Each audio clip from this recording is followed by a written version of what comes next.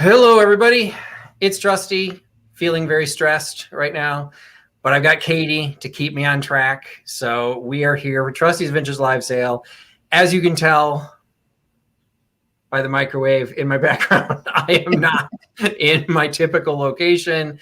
I am on the road, and traffic was way worse than I thought it would be, and it took me a little bit longer to get here than I thought. And then I had to set everything up. So kind of trying to recover. Hopefully you can see everything. I feel like the room's a little dark. So are you able to see okay, Katie? I can see you well, Patrick. It's Okay. It's a little dark, but it's not like you can't see anything. Yeah, we'll see. If I have to, I'll see if I can adjust the ring light and bring it a little bit close. Actually, you know what? Let me see if I can get closer to the ring light. Pardon me while I move furniture in the hotel room. And there goes my ring light. One moment. Mine fell down yesterday during my live. Well, that's what just happened here. That happens. It's live TV. Yeah, so while you guys watch nothing, Katie will entertain you momentarily. I see lots of folks joining in the chat. I'm so glad all of you guys are tuning in tonight. It's going to be a fun sale from the road. And I see Nate already putting in some eBay auctions, so make sure you go check out Patrick's eBay channel. And Patrick is on the road, so he's in a hotel tonight. Yeah, so I was going to do, actually, I'll see if I can do it really quick. Google is our friend. So we're going to play a little bit of a quiz and see if people can figure out where I am. And I'm going to show you the outline of the state. So we're going to see how well everyone knows their state shapes. Hold on. I meant to bring this up before we started. I apologize. Let's see. Try and give one that doesn't actually show all the cities on it. Let's see. Unlike when we did your ice cream social, and every time Vinny drew a square, Michelle Peterson thought it was Utah. So I am not in Utah. But I do feel some people will not know where this is. Hold on. All right, I'm trimming out the information that actually says what it is. I've got to take out the heading. Okay, so here we go. I'm gonna save. I'm gonna open landscape. All right, here we go, everybody. Where am I? So I don't know. I actually didn't even tell Katie where I am, so I'm not even sure she's going to know. So we'll see if anyone actually brings it up in the chat. So it's not quite a perfect rectangle. You got a little bit of a weird shape there in the corner. So that should be a giveaway. No, Peterson, we're not in South Dakota. We're not in Montana. Not in Oklahoma. I don't know my state. I don't know that shape. How did Nate get it? I am in Kansas. Dude, how do you know the shapes of the states of the United States? So, Nate knows, and I live here, and I don't know. Yeah, so that is, I should have made a full screen. Now I want to circle it. But yeah, so that is Kansas. So I am kind of like up here, sort of. So Kansas City, there's a Kansas City, Kansas, and there's a Kansas City, Missouri. And I'm on the Kansas side of Kansas City. So that is where I am coming to from an amazingly lovely hotel. Actually, I'm not even in Kansas City. I'm in like one of the, I don't know, I guess they're still considered suburbs. But that's where I'm coming through and heading. Got appointments all the way home. It has been miserably hot here in the Midwest. I don't know. I mean, I can't even complain when I'm talking to you, Katie. What have you had lately? We had tons of rain, and today it was 99, and the humidity just makes you feel like you walk outside and your face is melting off. So it's just awful. I've just been in the AC as much as I can be. Yesterday, the day before, so my trip went through Southern Illinois, through Missouri, into Kansas, and I will go home via Iowa. But anyway, I was like probably central Missouri-ish. And all of a sudden I looked down and I realized that it was 104 degrees. And it was just miserable. And I was like, I really don't talk about who I work for or the company, and nobody from my company knows I have this side gig, and there's nothing wrong with it. I just keep them separate. Anyone who knows my real job would be horrified. I was not wearing my suit coat. I was not wearing my tie. I was one step away from just going into the Hawaiian shirt territory with shorts because it was so miserable to call on libraries, to call on appointments and walk in a suit. It's too hot. So I think with all the COVID world, I think I think everyone's used to being in their pajamas anyway. So like no one's ever looked at me odd. Like I still was wearing a dress shirt. I just wasn't wearing a tie. So I was still one of the best dressed people in the library, and the librarian knew absolutely who I was because I was carrying a briefcase and dressed up. So I still stand out. But this heat has just been awful, and I'm not sure what I've got back home. So I'm not sure what's waiting for me. I think Angela, dear Angela, is here, so she's not too far from me. So it's probably cold. It's probably hot there too. It's not like Chicago is in the northern climes in the middle of the summer. So. But anyway, it has been a lot of driving already, and I still have appointments and drive tomorrow. So I'm not going to get home until late tomorrow night. It has been a very long week. It has been a stressful week because with all the numbers for people that follow that kind of thing, Missouri does not have the best reputation right now for their numbers for COVID. And so appointments were being canceled. Libraries were changing their policy in the middle of the week, saying they no longer allowed outsiders. It's things are a changing, and not always in a good way. So it's been a rough week, but I've been looking forward to this. I did find some time to go to some antique stops, and I thought I'd include some things in tonight's sale, but to be perfectly honest, I got some really cool stuff, so I'm keeping it. I'm going to do a haul video. I was able to. Oh, that would be fun. I did a little bit of video. I couldn't really do wholesale video because I was doing like power shopping at some of these locations. I actually went into an antique store somewhere in Missouri. I can't remember where I was. Went in, walked the entire loop and walked out. I didn't even buy anything. And I was like, I can't remember the last time that happened. So I was just, doing it fast. So it's just one of those cases that I did find some cool things. So I'll do a little bit. I'll probably post a video. Maybe I can get it done for Sunday to go as a part of my premiere on Sunday night. I'll show some of the videos that I did capture, but then I'll do the haul video portion of it. And I did get some cool stuff. So what I've got for tonight is the stuff that I brought with me. And if anyone has joined me in the past, when I do my Trusty on the road, it means everything is small. Everything is flat. Everything fits in a little box. So this time it fit. This time it fit into a Coca-Cola bottle crate. That's what I was using. I didn't even think of it, Katie. But yes, I'm looking at it on the bed right now. It's a Coca-Cola, probably not like super old, but it fit a bunch of flat stuff. So a lot of ephemera tonight, some lightweight stuff, things that are going to be really easy to ship, and of course, some mystery boxes. So you're going to just do quick hellos, and I missed who else would have gotten Kansas. Let me see if I can go back up because I'm actually curious. Yeah, I wonder if anyone else. I know people were talking about Nate getting it. And okay, Norma Jean got it. Let's see. So people that have really been paying attention may have figured out some of this too, because South Dakota is where I have been before. That's part of my territory. North Dakota is part of my territory. Nebraska is part of my territory. Oklahoma is not that matters, but that is not part of my territory. Canadian also thought Nebraska. And actually Nebraska and Kansas look fairly similar. They do. That's why I wanted to find the outline, because it's like there is a distinctive portion of it, but you really need to know because otherwise there's just a bunch of straight lines. And I think North Dakota is the same way. I can't remember. Does that have any? Is it all straight lines, or maybe they have something like it's over by Montana. I think there's some bumpiness over there. I don't know. I need to look at a map again. Exactly. It's like you see it all. I can find every state on a map, no problem, because I can figure out kind of where am I and all that kind of stuff. But you start just dropping, how do you tell Connecticut from Kansas?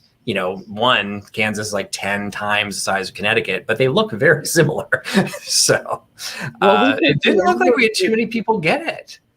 We took geography in school, but we were not taught American geography. We learned everything overseas. We had world geography, so we had to learn Italy and Germany. I can pick all of those off of a map, no problem. But you asked me about the U.S., California, Florida, New York. I can get those. Texas. Those are the recognizable. Yes, some of the major ones. I mean, I want to say, I'm definitely older than you. I want to say that we were still doing.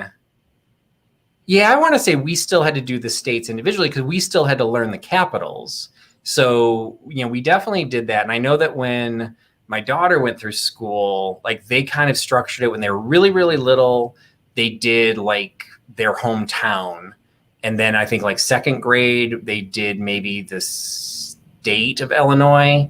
And then in third grade, they kind of did the country. So like they tried to expand it.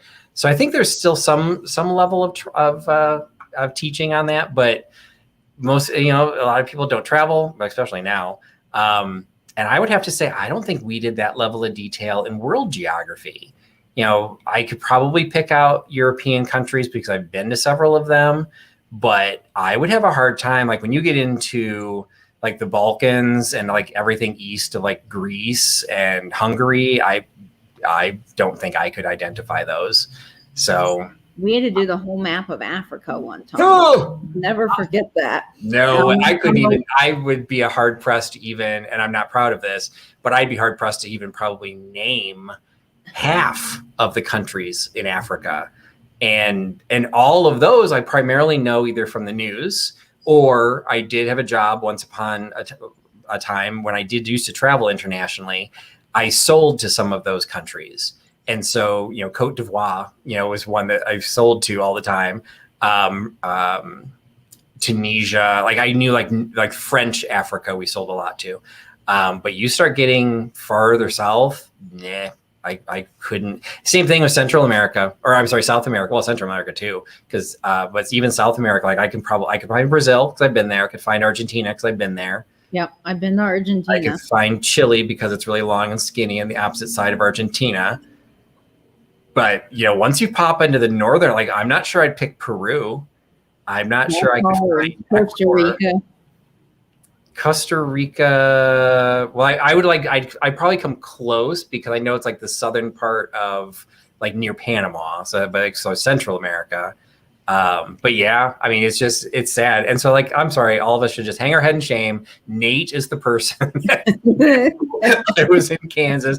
And I am pretty sure I did not make any mention that I was in Kansas because it's one of those cases, and this comes up, on occasion, and it's always very sweet. People, want to meet with resellers and they want to meet with people, and people have offered to meet with me. What everyone just needs to understand, and this call falls for a lot of us, but particularly in my case, this trip is a business trip for my real job. Not that what I'm doing selling vintage isn't like real, but that's the one that pays my bills. So I have to get to appointments on time, and sometimes I can like, oh hey, like I had an appointment cancel, so I was able to get into a antique shop, nearby, but.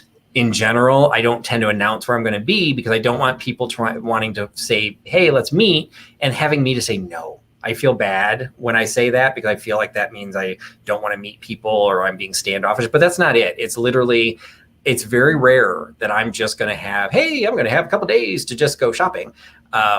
So this one, you guys do know I'm in Kansas, but I'm leaving Kansas tomorrow. So anybody who happens to be in Kansas, I'm leaving anyway. So now you know. And yes, it is. There you go, Jan. It's my day job. And that is the one nice thing about the job that I have, as opposed to my previous positions. It really is a day job. Like I can pretty much, this is what I started doing during COVID. I actually set an alarm for 5:00 and I stop working at 5:00 because if I don't, I'll just keep sending emails and I'll just keep doing my job. So I will stop and the world does not fall apart. My entire territory is all in the central time zone. So I don't have people that are like still working 2 hours after, I get off. So there's people they're not sending me emails in general. Yeah, some people work on the weekends, but no one expects me to respond. And I've had jobs where I felt like I was on call 24/7. And that's a stressful thing to deal with. And so it is kind of nice. And that's kind of how my reselling came to play after I started this job. Because I'm like, you know what? I've got the time and I've suddenly had this huge territory and I have this opportunity of like sourcing in all these different locations and it's fun. so that's the big thing. And that's what we're here. We're going to be here to have fun. So I've been rambling already 15 minutes. And so I did not get a lot of hellos in. Say hi to some of the most recent ones. So, hey, Vinny, Kylie must be here, and Peterson is here. Kim from the great state of Ohio, which is where I went to school. Of course, we've got Nate. Linda's here. In the chat. Barb is here. It's another Illinoisan, so also probably miserable in the Chicago climb. I think I said hi to Tia Fane already. Halem's here. Thanks, Halem. I know that you and Melody had some conflicts tonight, so I'm glad you were able to make it. Always appreciate when you join the sale.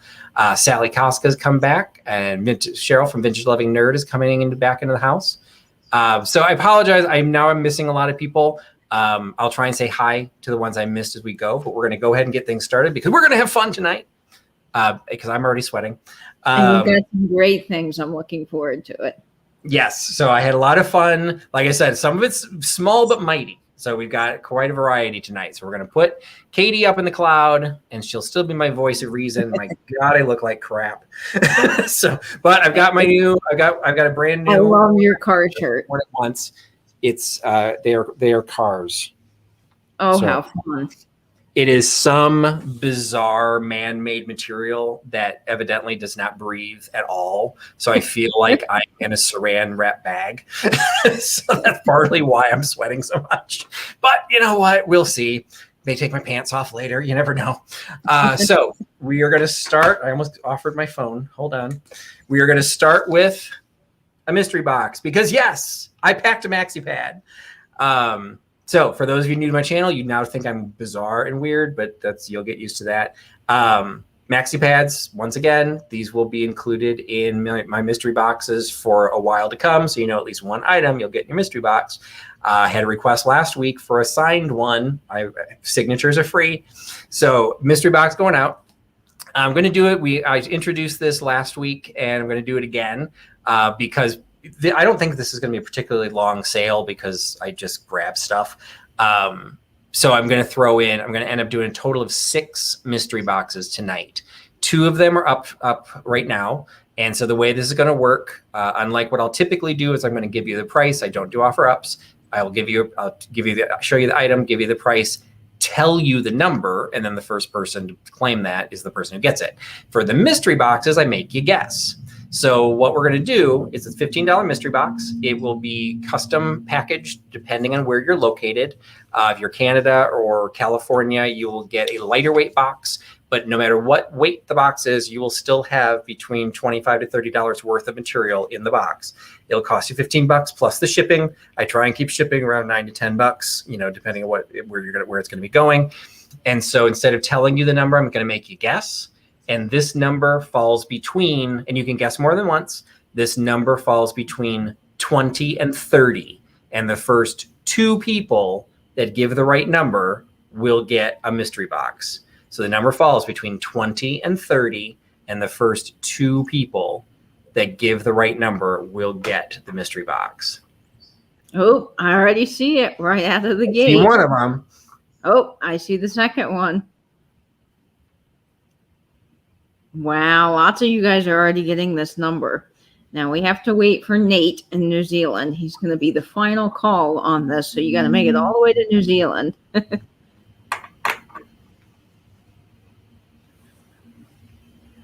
My room does have air conditioning, but I turned it off because I'm sitting right next to it. So we'll see if I change my mind before the evening is done. All right, here we go. Boxes go to Sally Casa and Halem Nassif. Congratulations, guys. All right, congratulations, Sally and Halem. The first 2 mystery boxes are heading out the door. Oh, because the number was 22. $15, number 22 for the first mystery boxes. All right. While I've got Nate fresh and not exhausted yet, I'm going to do my first multiple because I lied to him. I said there are 10. There's 15. So we'll give Nate. Nate, take a drink. Don't pass Nate, out. take a drink. Take a little breather. We are going to do the first mystery box, or not. I'm sorry, not the first mystery, the first multiple. So what these are, you've actually seen these before. What I did in my sale. Might have been on Katie's channel or a sale. I think it was on Katie's channel. I had an opportunity of picking up these vintage stick pins. So we've got a coffee pin. Most of them are metal. Some of them are European. So we've got Royco Supen. So I think that's German, although some of them were from the Netherlands. So I've never quite figured out exactly where these are from. Some of them are plastic. So it actually says California. So you can see that one's like a molded plastic, and California is molded into that. Again, but most of them are going to be metal. So we've got this little crown with co-op. They seem to be there. I would say they're all vintage, and they seem to probably be 60s to 80s. I think some of them may be a little bit newer, but I've got an entire Co-op made oil. I have an oil can. Oh, is that what that is? I didn't know the Crown Co-op. So a lot of these are products that I do not know. Sometimes there's a picture on them. So like that one. Actually, I can't even tell what that picture is. Fruit, maybe? It looks like fruit. Yeah, maybe. Brilliant custard. So that's like almost sort of a frozen custard, and then maybe that's fruit sitting in front of it. So some of them have just the name. So Reynolds is a ballpoint pen. So it's an American company, but this would have been something. So they're all basically the same size. They all have like a little shaft on them. They're just all little wooden. They're all little metal lapel pins. So because I have a variety of these, and I got them at a good price, I am offering them at a good price. So what I'm going to do is I'm going to do these as a Trusty. The closest we got Trusty's traveling bin as opposed to the bargain bin. So what these are going to be is it's going to be a random set of 5 for $5. So you're getting them for $1 a pin. So you can kind of see there at a glance. There are some duplicates in here, but I will make sure if you order one set or even if you order multiple sets, I'll make sure you don't get any duplicates. So there's just going to be some random stuff in there. The ones I offered in Katie's sale, I kind of pulled out all of I think they were all beverages, if I remember right. So giving them to you at a bargain price of $1 a pin.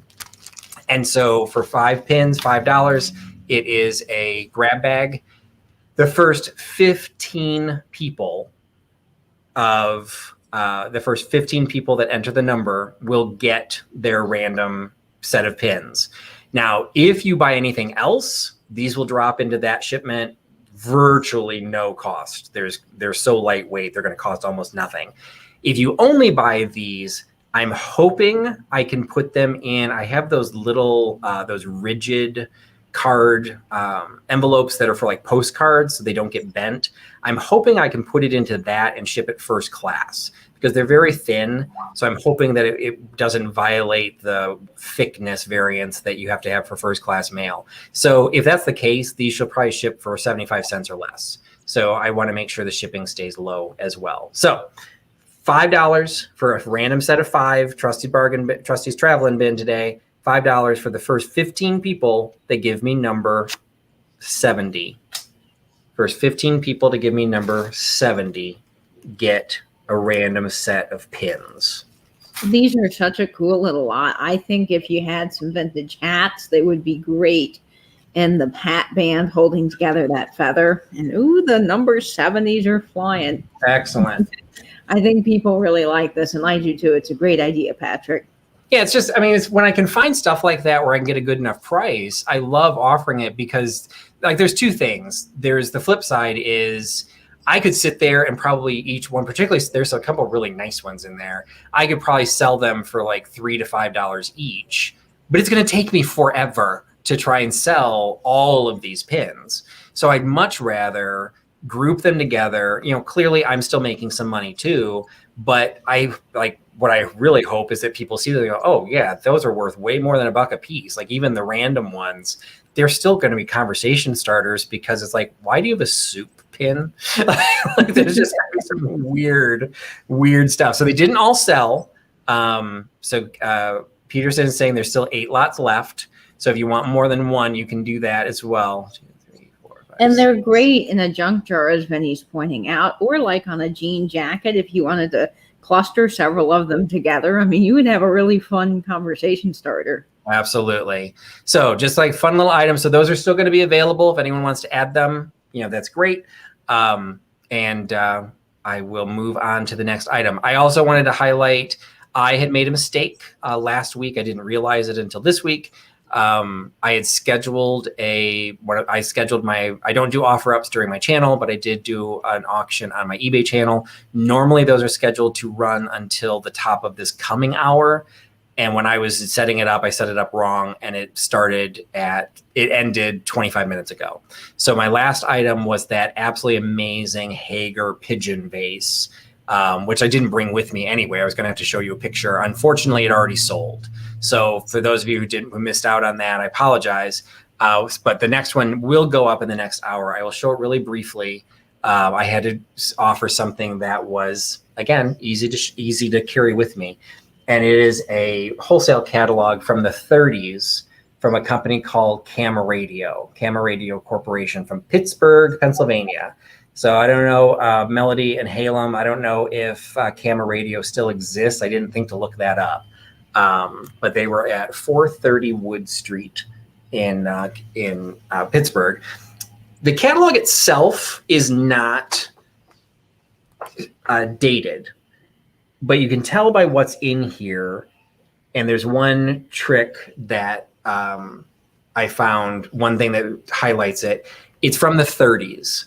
And so you can imagine, these types of cabinet radios, obviously that would be something from the 30s. There's more stuff on the back. The radio speakers. And check out that radio speaker. I want one. I want to put a Bluetooth in it. That's awesome.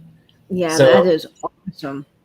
But what is in here? So primarily what it's selling is repair parts and things that I don't even know what they are. Amatran power supply units, read-write instruments, power amplifiers, transformer chokes, condensers and coils. So there's just a lot of really cool stuff from the 30s, and a lot of it is parts. So this is it's like a radio shop or whatever that did repair. This is where they get all their stuff. But they did sell the finished radios. But what they also sold, and Katie and I actually had talked about this because it was totally throwing me off. There is a page for television. And I think I actually included this in one of my haul videos. And I said at the time, I'm like, well, wait a minute, television, this must be later. But then at the same time, on the opposite page, you still have bellows cameras being sold. Well, wait a minute. Bellows cameras and television, to me, do not overlap. No, I wouldn't have guessed. Yeah, it turns out, Katie and I did some research on it. The first commercial television, actually, I'm not going to tell you. Everybody guess. When do you think the first commercial television was sold? I will say it was before the catalog, so I gave you a little bit of a hint there. But I will tell you so you guys figure out that one. But I will tell you the piece that actually helped date this catalog. It was the Brownie camera, because the Brownie 2A was only sold from 1930 to 1933. So the fact that they're selling this, and they're also still selling the Brownie 2, this catalog must be from the early 30s. So that's what I'm dating the camera. And I had at least a couple of people got it. Gritty Grat got it. It's 1929. Yes, that's first. Amazing. It's absolutely amazing. I don't know how big this thing would have been. There's only one page. This is literally the only page of television parts. So I don't even know, this is the television kit. So I don't know if they were letting people build their own kits. Now I don't know if you've done any sort, in the 30s, what was $27 during the Depression? I can look that up. I've converted before with the inflation rate. All you have to do is go to Google, and there's a website, and you can put $27 from 1930 to today. And so if you look that up, it will come up. Let's see. The percentage calculator. Let's see what this says here. Everyone's saying that had to be at least $100. Yeah. Here's it would be $1,000. Let's see. Money. My internet's a little slow. Yeah. Hey, Maria, empty nesting. How you doing? Thanks for joining us. So if we do $27. Dan's saying $500. I'm not sure if anyone's actually looked. Oh, okay, it looks like Nate with the super speedy internet, $441.38. Oh wow, Nate! You found it too. So 440. So, and what I just realized, because I'm not wearing my cheaters, hold on, well, I put my cheaters on because I can't quite read the number. That was the wholesale price, because again, this is a wholesale catalog.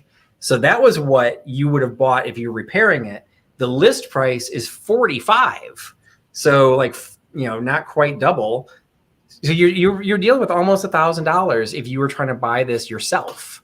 If you wanted to build a television at home with whatever this ICA television kit is. And $100 in 1930 would have been close to over $1,000 in today's money. So and that's the kind of stuff that I love. I love doing the research, because to me, it does seem odd that a catalog wouldn't have a price. That I'm not a price, that it wouldn't have a date. Like at some point you would think they're going to issue another catalog, but for whatever reason, they didn't date it. So it's kind of fun doing the research to say, okay, well, when was some of this stuff available? So, it wouldn't have been before 1929, because that was when the first commercial television was sold. But then the Brownie really puts it into the 30s. So the camera radio, I did find others online that were in the 30s. And I don't know how they determined the date, but I couldn't find this cover. So this one, unfortunately, I'm showing it early. It's going to go live in 28 minutes. It'll go live at the top of the next hour. So this is the live item that'll end next week. So I apologize if anyone was hoping for last minute bidding on the Hager pigeon. It was a cool piece. I was very happy with it. It didn't sell for as much as I hoped it would sell for, but I was very happy with the price. And it was a name I didn't recognize. Who won that pigeon vase? People have been asking in the chat. It was a name that I didn't recognize. I did look it up, and I already forgot it. Hold on, let me pull it up again. It was, I want to say the word diva was in it. And Mel is saying that the history of television says electronic television was first successfully demonstrated in San Francisco on September 7th of 1927. The system was designed by Philco Taylor Farnsworth, a 21-year-old inventor. Very cool, Mel. It went to somebody with the word divine in their eBay username. So that is who's getting that. So I apologize that I messed up the timing of it, but now you know that that's what's coming up, is that catalog. And we did have some takers on those pens. Halem Nassif got number 70. Carrie got number 70. Kim Z got 2 sets of number 70. Carrie also picked up another set of number 70. I Heart Old Things, Bren got a set. Lemmy Lemon got a set. And Deb Riley got a set. So there are still some available if you want those pens for $5.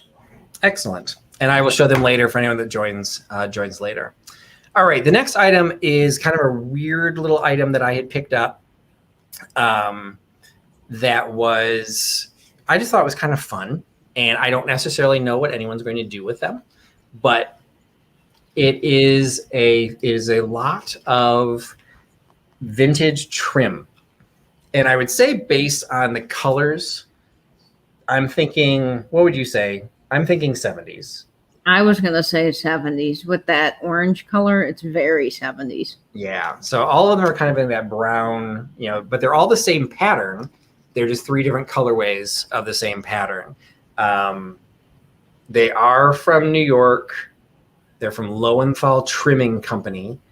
They have a zip code, so they'd be definitely after 1963, which we would have expected based on the colors, but there's nothing else on here.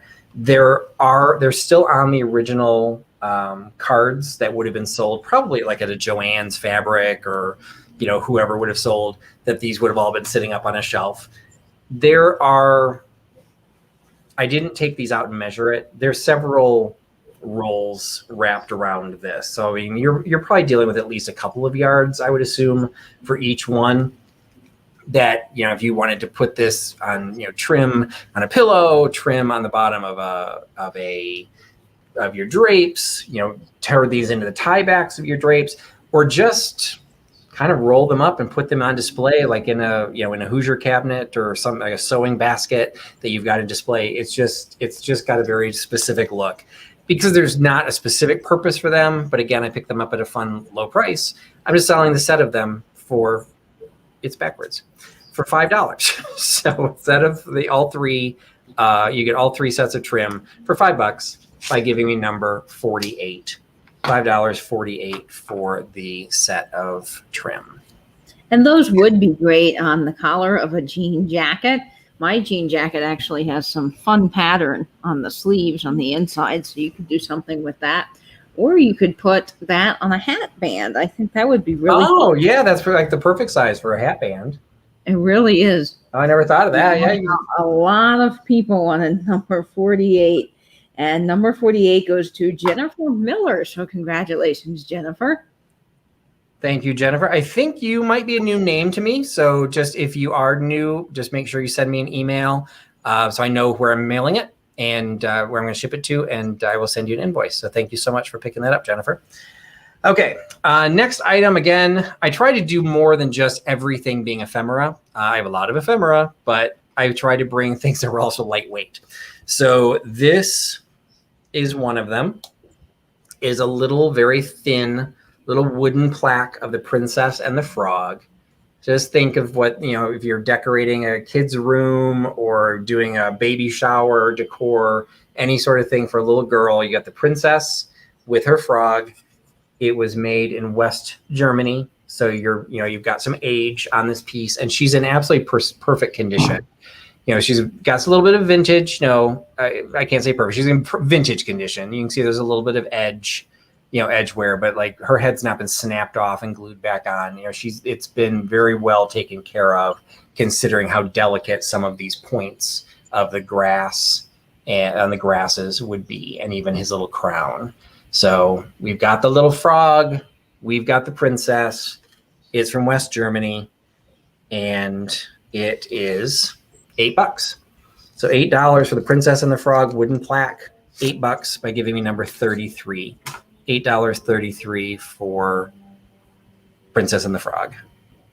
I love that little piece. I think in a nursery, or just if you had like a whole fun collection of storybook things, that would be wonderful. Yeah, I thought so too. It's just, it doesn't have to get hung. You could just like prop this up. You could even put this out something for Halloween. It's just one of those cases where it's just kind of cute and it's kind of like a little costume. Who knows? I thought, again, I didn't want it to get destroyed. So I saved it, and I'm hoping it'll go to a good home. And number 33 goes to Katie, the other Katie in the chat, Berkeley girl. Congratulations, Katie. All right. Excellent. Thank you, Katie. So it's heading to California. All right. Back to some ephemera. So these I introduced, I think, one of my last trips where I was selling from the road, because again, they're really lightweight and easy to carry. I did these, and actually Nate picked up one of these, the last one that I mailed as a gift to him for all of his help on our sales. It is inflation currency from Germany. So okay, I was hoping I could do it without taking it out of the plastic, but you're gonna get a big glare. So hold on. So I have, this one happens to be a lot where I'm putting 2 of them together because they are both from they're both from the state of Tutero. I have no idea. I don't have my German translator with me. So we've got a 25 Pfennig note, and then we also have the 75 Pfennig note. So the idea behind these, if you weren't part of that original sale where we first talked about these, so inflation currency kind of came into existence around right after World War I. And if you look at these, they have a date on them. Is it on this side? There's on this side.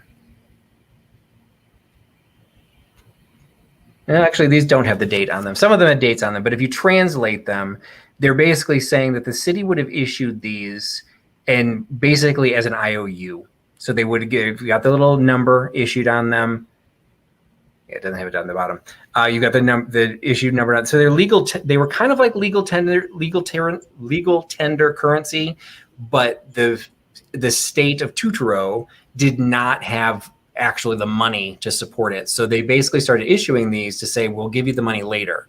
The farther you go past World War II, the more the inflation was starting to go up. So the fact that these are 75 pfennigs, which is basically the equivalent of their like pennies, these would have been right after the war, before they realized that the inflation was going to go out of control. Because by the by the late 20s, when the rest of the world's hit into the depression and all the other stuff started going on, you ended up having inflation currency that literally was like 1 million marks, and that it cost like 500,000 marks to buy a loaf of bread. It was just ridiculous because Germany just kept printing more and more money because they didn't have, it just went out of control. I knew none of this. So like, was that something you learned in world geography, or did you just know where to find Germany? No, we just knew where to find Germany on a map. Our history teacher wasn't particularly good at the history part of things, more just the geography thing. So, and it's one of those things that, like, when you do start tying pieces of it together, it's actually interesting. Maybe it gives it the wrong impression, but it's suddenly you start understanding things, because the Weimar Republic, which existed between World War I and World War II, it's things like 500,000 marks for a loaf of bread, which made Germany very unhappy. And they were trying to find people to be like, why? And why were they under such strict pressures? Because the treaty that ended World War I put just ridiculous, not ridiculous, but put very severe penalties on them that they had to do war reparations that they couldn't afford. So it put all of their people, it put basically everyone into poverty. They literally just didn't have enough money. So you start doing that for decades, and then you have people like Hitler that starts taking advantage of that, saying, hey, let's band together, and like, the world did this to us. We need to start staking our claim again, and hello, welcome to World War II. So you do learn a lot from these. So what I love about this stuff is this was like temporary currency, but because it was officially government given, they put some beautiful work into these. So you've got the 25 pfennig has this little illustration in the middle. You've got a different illustration in the 75 pfennig. They're the exact same size. But that's why I'm tying them together, because each state issued them differently. I've got another one I'll share later that's from a different area of Germany. So you get all of these from all these different areas, and some of them just put some beautiful, beautiful work of art into all of these. And it's just such a unique piece of history. Like, you literally have a piece of history, which probably at this point wouldn't be worth the paper it was printed on, at the time. But these would be great framed. These would be, they're not expensive. You could even use them as a bookmark if you want to.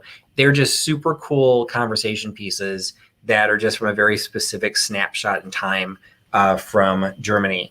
So the pair of these, you get both of these from the Stadt Tudoro. The pair is $12. So $12 for the two Not-Geld inflation currency notes, and that is number 24. $12, number 24 for the pair of currency. And I love the graphics on those, and I really do think the history behind them is fascinating. It's that kind of side of vintage that I just love the research and the history. You just learn so much through this. And let's see how many people in the chat are going to claim this.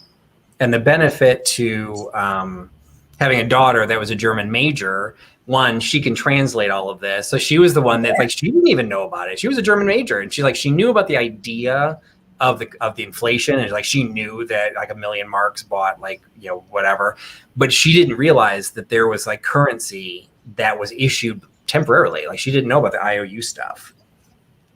Okay, and Nate is taking both of them. Congratulations, Nate. Good job for claiming those in the chat. They'll be a great pair with your other one you already have. Absolutely. So, okay, those are going to get a good home going to New Zealand. All right, we've got an easier multiple coming up on this one, because I only have 2 of these. This one I also showed in one of my haul videos. And it turned out like I was super excited when I found it, and I still am excited when I found it. But then when I went online and I discovered that there were several of them available, I figured, you know what, I got them at a good price. I'll just pass them off at a good price here, and it's just easier to sell them on. I've gotten into the habit. Well, habit's not the right term, but I've gotten into the collectible world of World's Fairs. And I went to the World's Fair in 1982 in Knoxville, Tennessee. I was fascinated by it as a kid because all of us of a certain age, there was no internet. There was you didn't have the 24-hour news cycle. You didn't know what was going on in Russia before, it happened. So the idea of a World's Fair to me is still fascinating, but they kind of obviously have a different purpose now. And there were a couple of World's Fairs in Chicago. And so when I come across stuff, I'm picking it up and I'm reselling it onto Etsy. And it's just, I'm kind of maybe trying to make that a little subspecialty within Trusty Huckster Mercantile, because it is a true collectible and I just find it fascinating. And this is one of those items. So what this is, and see if I can hold it in a way that you can actually see it, arched above the fountain in the middle. You can kind of see that it says something. It says a century of progress. So that's the 1933 Chicago World's Fair. So this one, say that again. I said, how cool is that? Yeah. So it's a little copper dish that has been repoussed. It's been hammered from the back to show the relief on the front. And it's all of the individual buildings from within the Century of Progress. Now, there are multiple World's Fairs. There are 2 World's Fairs in Chicago. The H.H. Holmes one and the introduction of the World's Fair, or the Ferris wheel, that was the 1893. So this is 1933, 100 years after Chicago was founded. But there's just some great relief details in here. And I was able to pick up a pair of them. They're identical. So I have 2. So I'm going to sell again. It's a multiple. So I got them at a good price. So I am passing them off at a good price. It's $8. So $8 for the little copper Century of Progress. We're not quite at an antique, but we're coming darn close. From 1933. So for the Chicago World's Fair, it's $8. The first 2 people that give me number 34. Number 34, $8. The first 2 can have the World's Fair dish.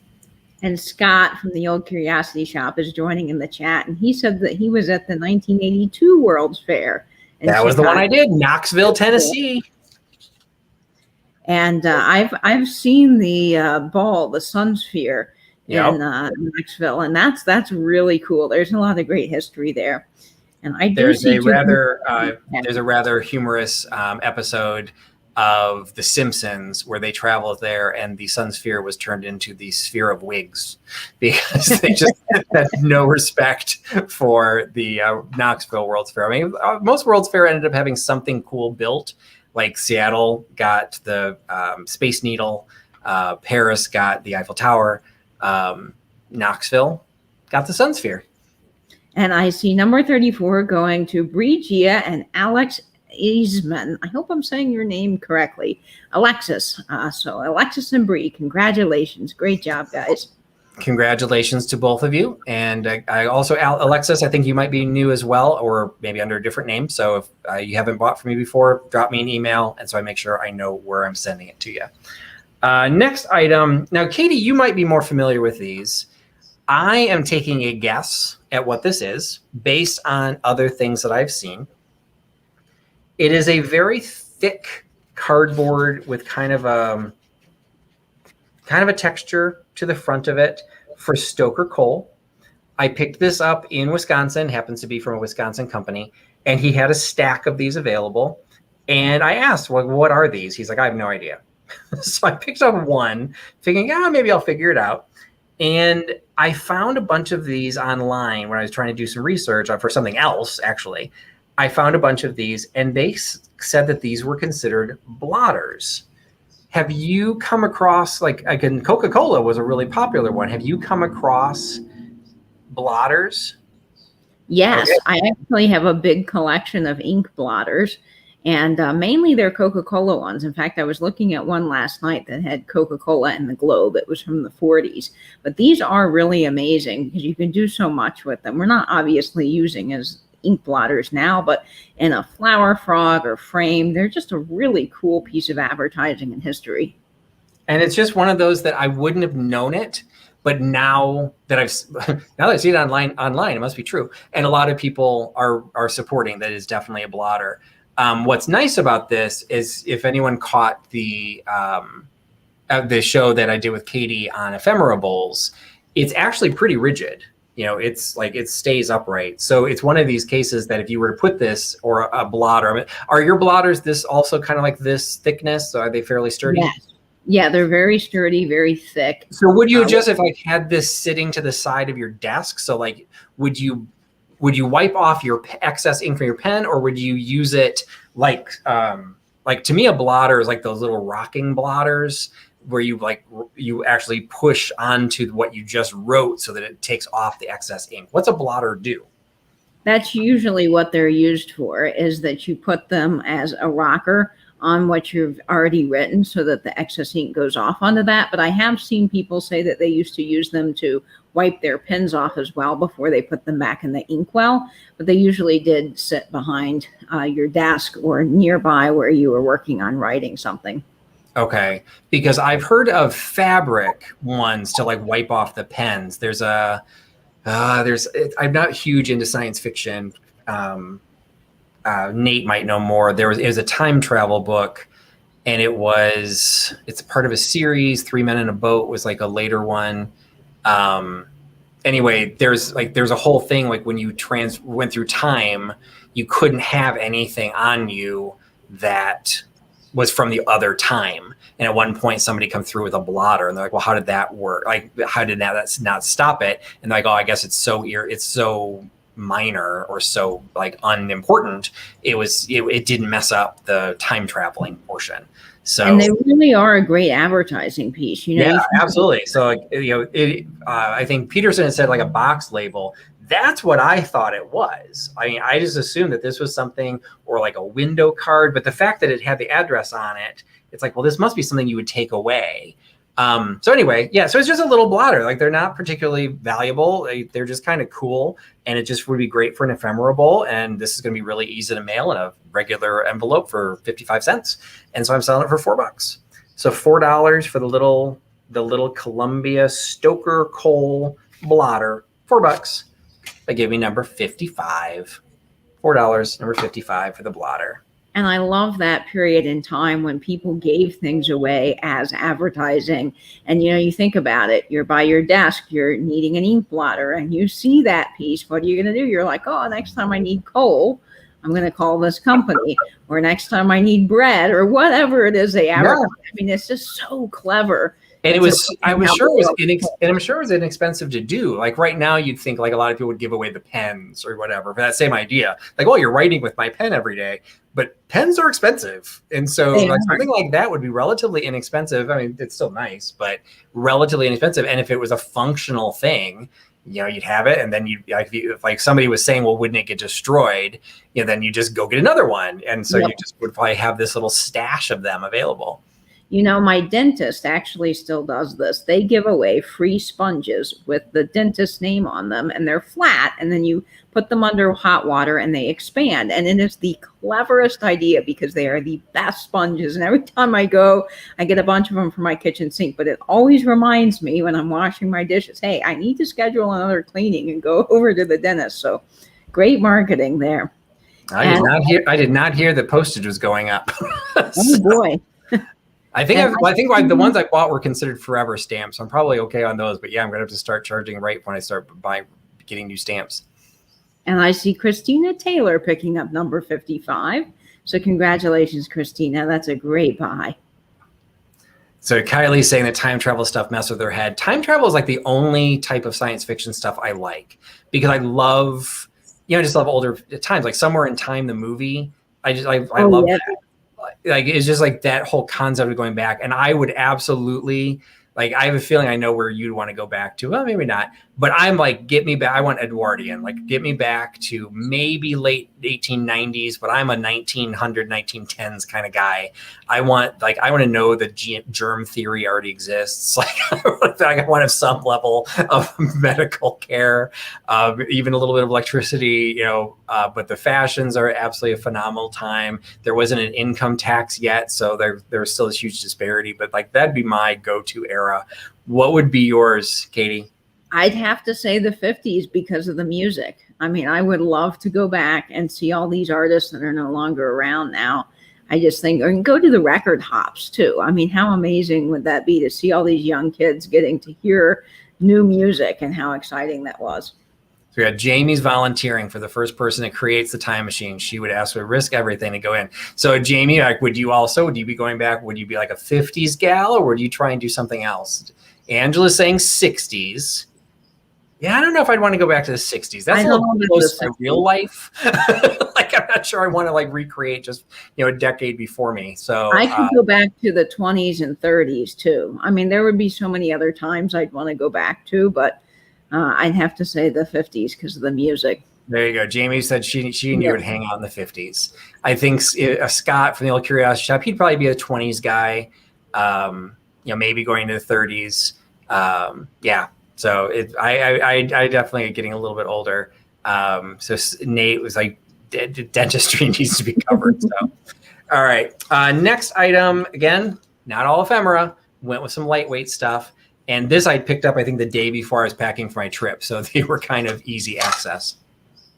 A pair of Disney melamine plates.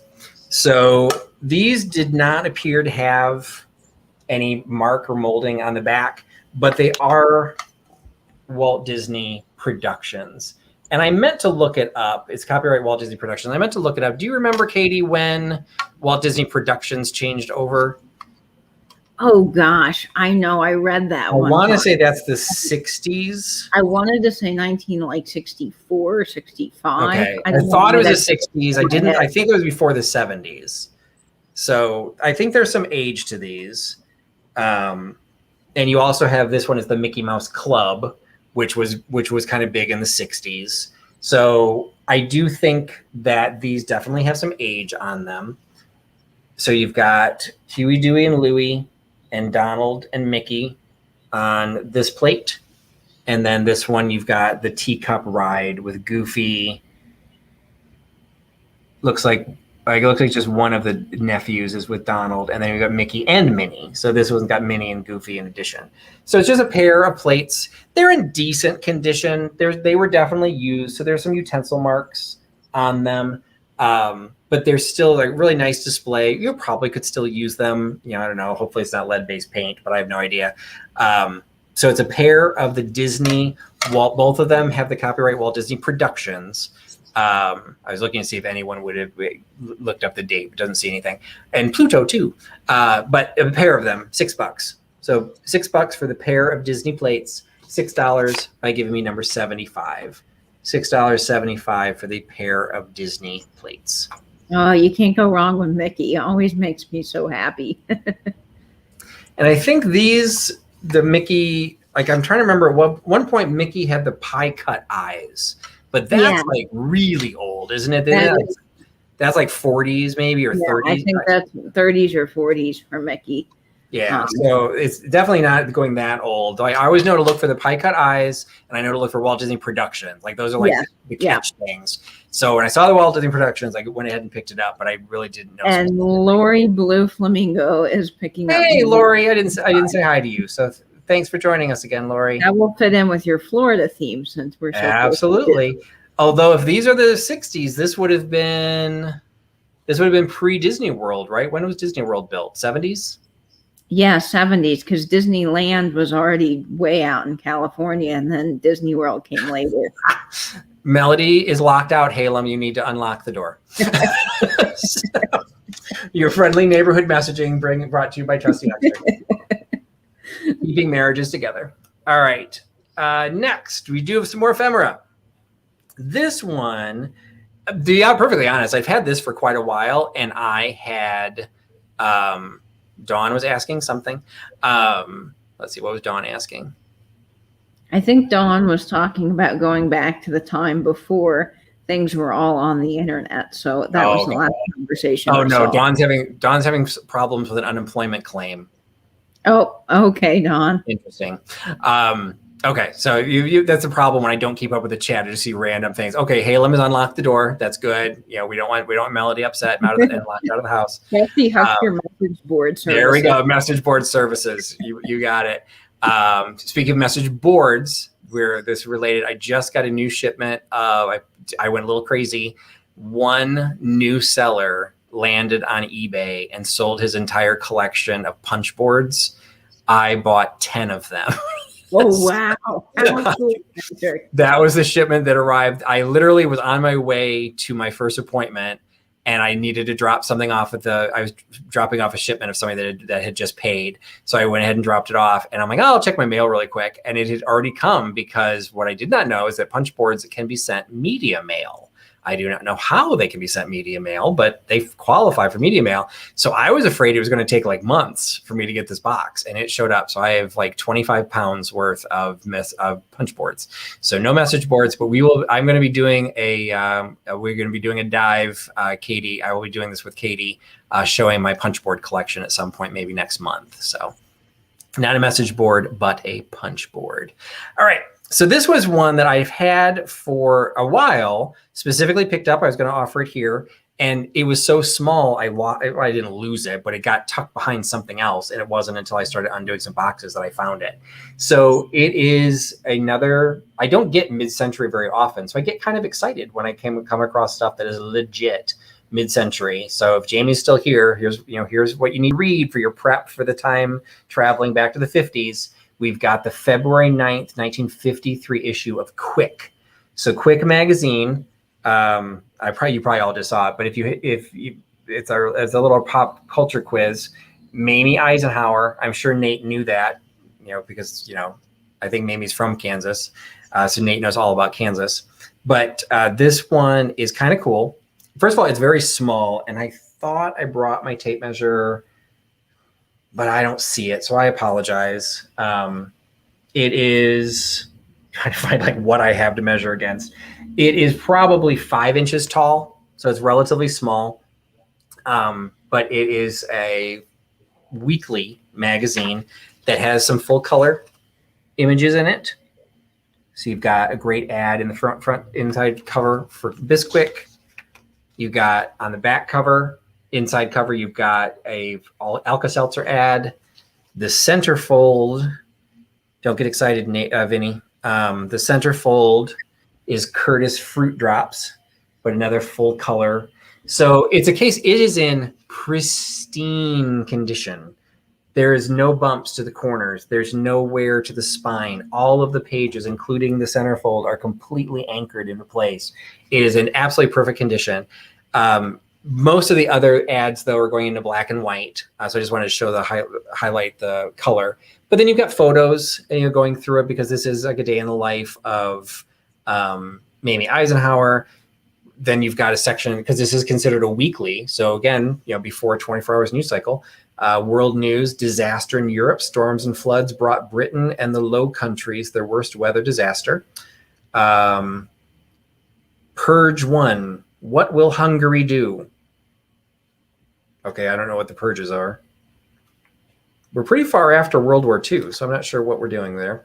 Our little energy drink, No Dose.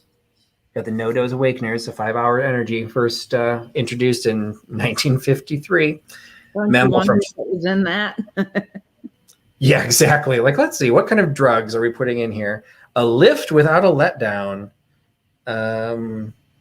Let's see, does it say keep a package handy in your car, in your desk, at home? Remember, whenever fatigue becomes a danger or a handicap, take a No-Dose Awakener in drug counters everywhere. Doesn't say what it is. It says it's as harmless as coffee. Well, not sure how harmless coffee is, but what they are saying. Yeah, some Freeman Entertained. Let's see. Travelers Travails. Got some kids' pictures. Movie of the week. So it's just a little snapshot. So the movie of the week was The Bad and the Beautiful with Kirk Douglas. So absolutely pristine condition of the Quick magazine from 1953. It is $6.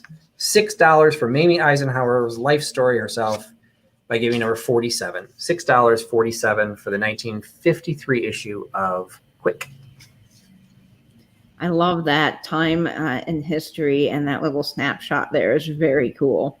I did look up Walt Disney Productions, and believe it or not, they stopped that name in 1986. So I wouldn't have Oh, guessed it was okay. that far, but that is what several Google sites are telling me. Okay. And I do see Lois Hoover for number 47. So congratulations, Lois. That's a cool little piece there. Excellent. Thanks, Lois, for picking that up. Hey, Sam. Hey, Sam. All right. If you, and I think I actually have some, no, let me do those first. So I also introduced, when I had the inflation currency, I also introduced another item that I had gotten a set of and was easy to carry with me. It was the rewards of merit. And so we're getting into, some of them were 19th century, some of them were very early 20th century. A lot of them were very difficult to actually date, but they are the rewards of merit that a teacher would give to a kid for whatever, whether it's for perfect attendance at the end of the year, just having a good attitude. Some of them are really random. Some of them are like generic, but some of them were very specific. And so what I have here are some of the simpler ones I just combined together to have one inexpensive lot. So this is just a single color reward of merit presented to William Gold by Claire Wendell, I think. So the teacher was Claire and the student was William Gold. So this one is just a reward of merit. So it's a cute little, just a really pretty illustration down at the top, all done in the single color. But with that script, I'm thinking we are very early 20th century, if not very late 19th century. Now that one does appear to be done in a pencil. The one I sold the last time was done in what looked like a quill and ink. But so we've got the pink reward of merit. We also have the blue reward of merit. So there we've got a little horse, a couple of horses illustrated here off on the side. This one is presented to Alfred Gould, so related to the other person, by a different teacher. And now that one actually says it was by a teacher. So this is just one of those cases, if you know a teacher, you are a teacher, just a cool collectible to have. It's just one of those times that is something that the teacher would be able to give to the kid. Now this one also is generic. It doesn't say what it was given for, just reward of merit presented to Alfred Gould. And then this one, it's the pretty, in my opinion, I think they're all pretty, but this one has the multiple colors to it. So you've got the floral design all the way around, but the penmanship and the names that are in there, it's still part of the Gould family, but you can barely read the name. You can barely read the teacher's name. So unfortunately, this one's a little bit harder to read, but I think the detail of the outline is actually one of the prettiest because it has the multiple colors. So again, age-wise, we're dealing with antiques here. I feel fairly safe in saying that these are at the latest, probably 1910. But these unfortunately are not dated. So just kind of using some general assumptions, it's a set of 3. So you get all 3 of these rewards of merit, all 3 of the antique rewards of merit for $10. $10 for the set of 3 by giving me number 14. 14, $10, the set of 3 rewards. Those are 3 great pieces, Patrick. I think the first piece really reminds me of some of that early red and white transferware, like the Wedgwood. It kind of has that look to it. Yeah, now that you say that, you're right. I think that's just beautiful. Wonderful pieces. Absolutely. And yes, Nate just reminded us that the eBay item just went up. So again, the eBay item that is currently available is the Camera Radio catalog that just went live. It will end in 7 days. It'll end at this time next week during next week's live sale. That is a great catalog. Cool graphics. You guys might have to fight me on it.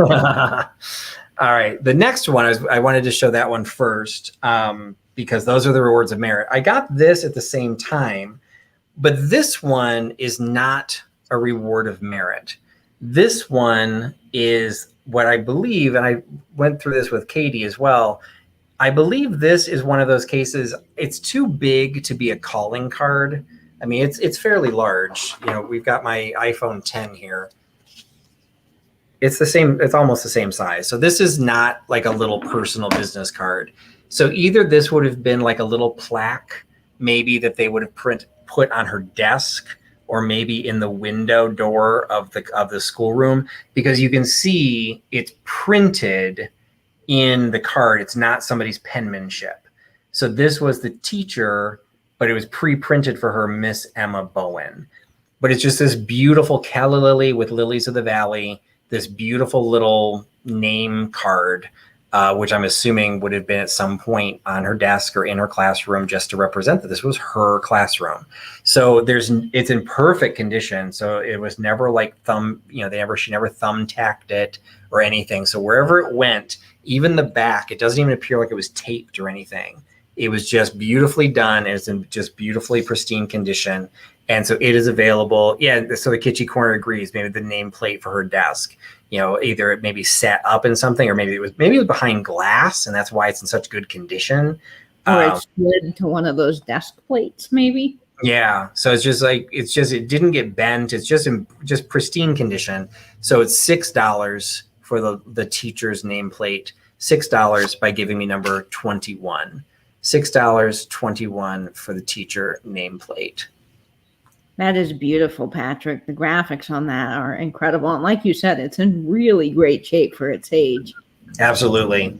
I mean, it's just one of those cases. It was like a fun little lot that I picked up that I'm like, you know what? In this case, I think I probably overpaid, because there were a couple of pieces in it that I really, really wanted, but I had to pay for everything. And so, that's why I'm grouping some of them together, because some of the original. So Brian's being a little bit more macabre and saying it's a funeral card. Which I'm not too familiar with those. Yeah, I'm not. I can't say that I know what that would be. So that one I'm not sure on. I've never actually heard of a funeral card. I do see Karen Dondelinger picking up number 21. So congratulations, awesome. Karen. I'm going to have to look up a funeral card and learn a little more about that. Yeah, because I have not heard of those before. Hey, Delbert, thanks for joining in. All right. Next item. I brought, again, some more ephemera. This was a fun lot of postcards that are a little bit newer than some of the postcards I'd offered in the past, with some pretty fun graphics in them. So we've got, you sure you had that leak fixed? So we've got some humorous postcards here. If you have a minute to spare, tell me all you know. I don't know where I'd be without you, but it's fun thinking about it. I'd like to compliment you on your work. When was the last time you did any? And we are always prompt, no matter how long it takes. So these are all vintage cards, unused. So you could still send these to your friends today. Based on the graphics, I'm thinking 60s. Maybe 70s. What do you think, Katie? To me, almost more 70s with the orange color, but then the font to me is more 60s. Yeah, the font is what's throwing me off. And what's on the back is they have a city of who made them, and there's no zip code. So maybe, yeah. So, but that doesn't necessarily mean, like, maybe they just didn't put the zip code on there. Like, that's the hard part, is sometimes they may just not have, they didn't intend to put the zip code on there. So, because I don't know if they're earlier than 63, but I don't know. So it's just kind of a fun little set. They're also all in absolutely pristine condition. They're all from the... And Bree's saying early 70s because her dad had a couple of those. So Color Card was the company, and then Super Art. No. Sonic Art? Sonic Art, I think. Yeah, that's what that says. Oh, no, it does have a zip code. Oh, it's got the 2, so it's got a single-digit zip code. So, yeah, so this is before 1963. Because they would have stopped using the number 2 in the Berkeley zip code, as the other Katie Berkeley girl would know. If you didn't know your single-digit zip code, Katie, now you do. Berkeley was a 2. They stopped using that in 1963. So these are actually older than I thought, and it would really help if I wore my cheaters more often. So anyway, they are a set of 1, 2, 3, 1, 2, 3, 4, 5. A set of 5 of the cards for $8. $8 for the set of 5. $8 by giving me number 72. We've got people saying that they're snarky cards, savage postcards, burn cards, passive aggressive cards. I love it. Passive aggressive cards. These are I'm so writing much that down fun. as my abbreviation. Passive aggressive postcards. And I see Sheila Putman picking up number 72. Congratulations, Sheila. These are fun. And these also will fit in a standard envelope, so they'll be very inexpensive to ship. So thank you for picking those up. All right. You know what? We're going to do another mystery box. Yay, maxi pad time. Another max pad. So, okay, so we're going to do the same thing. We've got 2 available. You have to guess the number. Still $15. They will be custom made to the weight to where I need to ship it. So your shipping will be between $9 and $10. $15. Instead of telling you the number, you have to guess it. And this one falls between 60 and 70. Between 60 and 70. Between 60 and 70 gives you the next, and the top 2 people that pick this number will each get a mystery box. And the numbers, oh, I already see it. Goodness, you guys are fast at guessing. This is amazing. I love when it's one of the first couple of numbers because that just seems so fun to me. But lots of people are getting it in the chat. So we do have to wait for Nate because Nate is the final say. He's the one that knows all. So you got to get to New Zealand with your numbers, folks. And I see it again. I've seen it like 6 times now. I know there's at least 2, and I'm curious who the top 2 are going to be. Yeah, that's what I'm wondering. And I see it. Emlyn Newton and Chris Bright get the mystery boxes. And I will just say Casey ATX, I think, was the 3rd person. Got it again. So she almost got another one. So 67 ended up being the winning number. So Emlyn Newton and Chris Bright. Excellent. Welcome back, Chris. Hadn't seen you in a while. Thanks so much for joining, and congratulations. You got a mystery box. So sorry, Carrie. I guess we weren't quite in the same wavelength. Coming to you from Kansas now. It should have been closer. What do you do? Like, I'm closer to you now than I was back home. Try again, Carrie. You might get it. All right. Next item, some more ephemera. Sorry. For those of you who don't like ephemera, I do have some non-ephemera. I love the ephemera, Patrick. So this is minimum non-ephemera. I'm looking at all the flat stuff I've got coming up. But anyway, it's easy for me to carry. If you follow me on Instagram, I was bad this week about posting because I was changing hotels every night. So it's just difficult for me to plan everything out. But this ended up being one of the items I wanted to make sure I did a little bit of promotion on because it's one of my favorite items. It is, I'm going to say, I meant to look it up. I'm going to say Philistine, or is it Philistine? Philistine. Mm-hmm. Okay, so the Philistine, a periodical of protest. Its little subtitle is like my favorite. Never explain. Your friends don't require it, and your enemies won't believe you anyway. So it just seems like a little, pessimistic mantra there for the Philistine. This is the February 1904 issue. So you've got, it's had a rough life, as you would too if you were this old. This is the back cover, so you've got a little bit of loss on the back. We've got a quote from As You Like It. As you go through it, the inside cover talks a little bit about what other issues are available. You end up having, it's basically a series of ads, but the way ads were done back then, you got like a full page. So you got the Roycrofters, which is known for its furniture in New York and for it's just the whole arts and craft movement. And this is tied to the Roycrofters because you've got the what does that say? Phalanstery. Fallon, So yeah. I don't know how that. I'm sure it's somehow related to the Philistine, but I don't know. But you can say by the Roycrofters of East Aurora, New York. So you've got the Roycrofters are kind of through this, but then you also just have all these great little ads that are all kind of populated throughout this magazine. So, so like you have a story, you have like an article here, and an inn where the traveler is made comfortable. The place is incomplete without being lavish. Steam heat, electric lights, running water, Turkish baths, chapel, physician, library, music room, ballroom, and woodpile. Because what would a hotel be without a woodpile?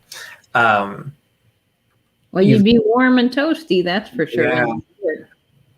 You've got like, and for those of you who are familiar with the Roycrofters and that whole aesthetic, these wood cuts that they did, you just have all of this great art. Now, there was somebody who was studying this, so they underlined some of the passages. So there is some writing in it. You've got the whole story of the Philistine is in here. So I don't even know if this is the name of the magazine or if it's just like the book. You've got their creed. It's just this great snapshot with some great typesetting. But I'm sorry, the money, not even the money, the art is in these ads. I mean, I've never heard of Dorflinger glassware, but I want to go find some. Yes, they're just phenomenally awesome. Yeah, so they're brilliant in polish and monogrammed in gold for the table and sideboard. See Dorflinger and Sons, West 19th Street, New York. Pure Havana. I think those are cigars. The Roycroft lounge pillow. Just like all of the detail that they put in across all of these ads. Unfortunately, and if you really know arts and crafts, you've got the Roycroft bookcase right there.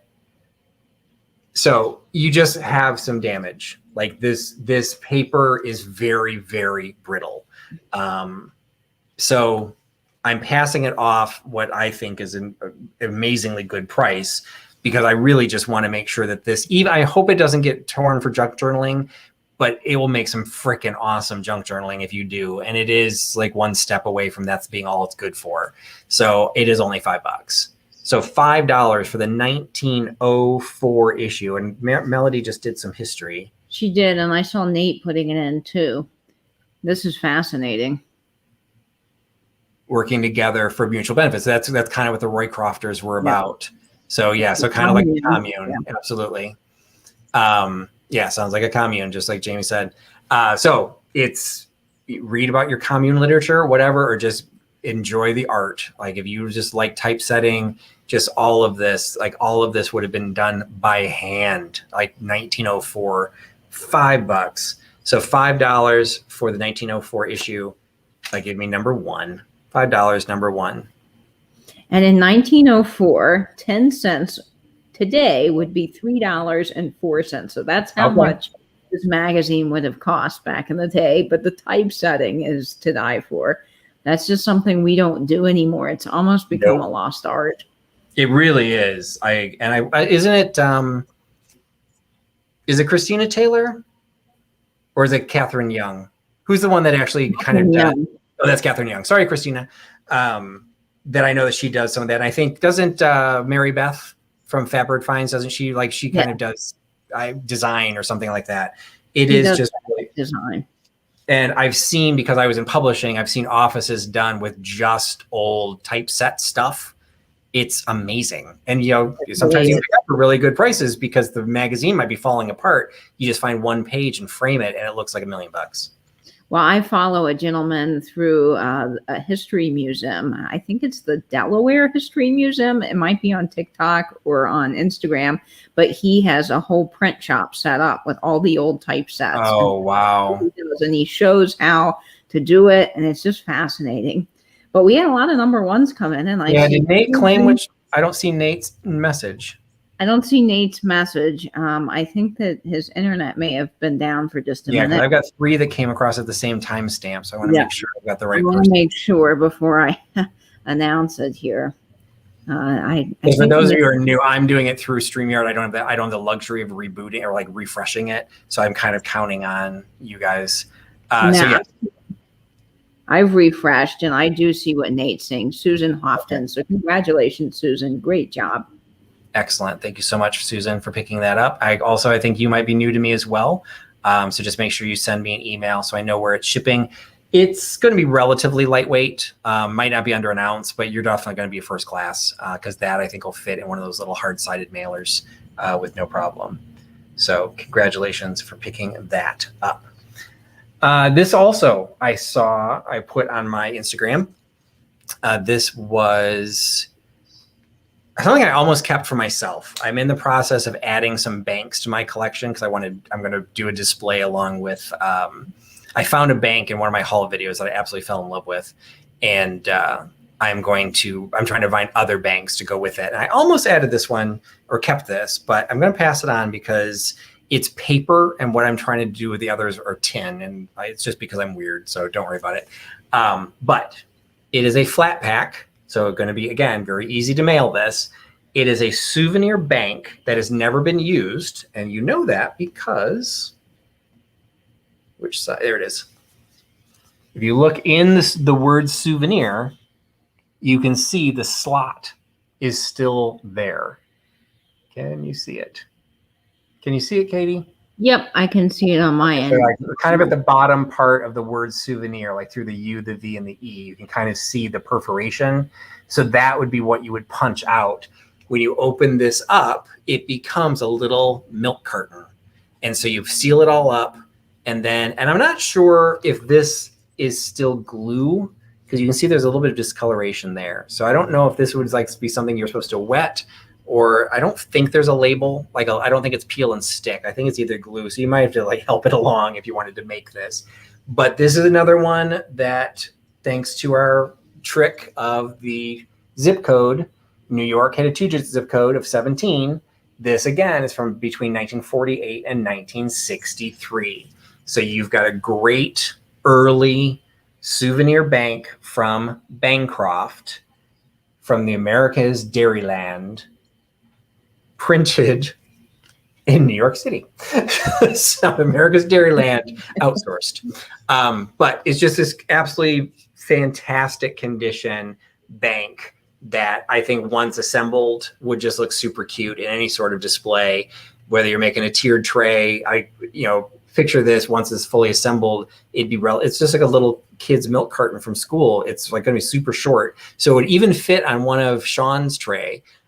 Sean is in the chat. Sean has tray size issues. So his trays are very small. So it would even fit on one of Sean's trays. So it is the souvenir bank from Bancroft, perfect condition, $5. So $5 for the little Bancroft bank, $5. That gives me number 12. Number 12, $5 for the bank. That bank is so cool. The graphics just are amazing on those old So we've dated it between 48 and 63. When would you say this is? I would say 50s. I mean, given the color and that kind of, it's not really starburst, but it is kind of starburst. Oh, that's true. I would say like 40s. Well, it could be 40s. But but then with the zip code, we only have 2 years left of the 40s. So it's like late 40s or early 50s. It's hard sometimes to really pinpoint. That's why I love the zip code trick. I feel like I'm a broken record repeating it all the time, but it's the best trick I know. I say it too a lot, but I got to be honest, it really just works for old advertising. It's just a great way to do things. And see anyone for the bank, but no takers on that. That's okay. All right. So I had another, I went to an estate sale that had I want to say they were somehow, somebody there was associated with education, because a lot of the stuff that they had were teacher related. And so this is one of them. I sold a set of cards that were about reading. There was reading comprehension and reading recognition. And this is another variation of that. So this is the group word teaching game. And it's basically word bingo. And what's great about this is it has been used. This was a classroom use set. It still has the instructions, which gives all of the words. So what you have is a set, and there's this is only the top handful. You have a whole set of these bingo cards that have all of these words set out on there that you could hand out to all of your the kids in your class. Let me try and pull out, and you can have a big class, because that's how many cards are in here. There's a huge set of cards in here. And then you still have a sheet of some of the cardboard that they gave, but most of it's already been cut up into the little squares that you would be using, that you'd hand out for bingo. And so you can see right on the cover, the concept behind this is each kid would get their own bingo card. They'd also get all their own little sheets of, construction paper. And then as you as the teacher read the words, they need to recognize the words on their own cards and try and create a bingo.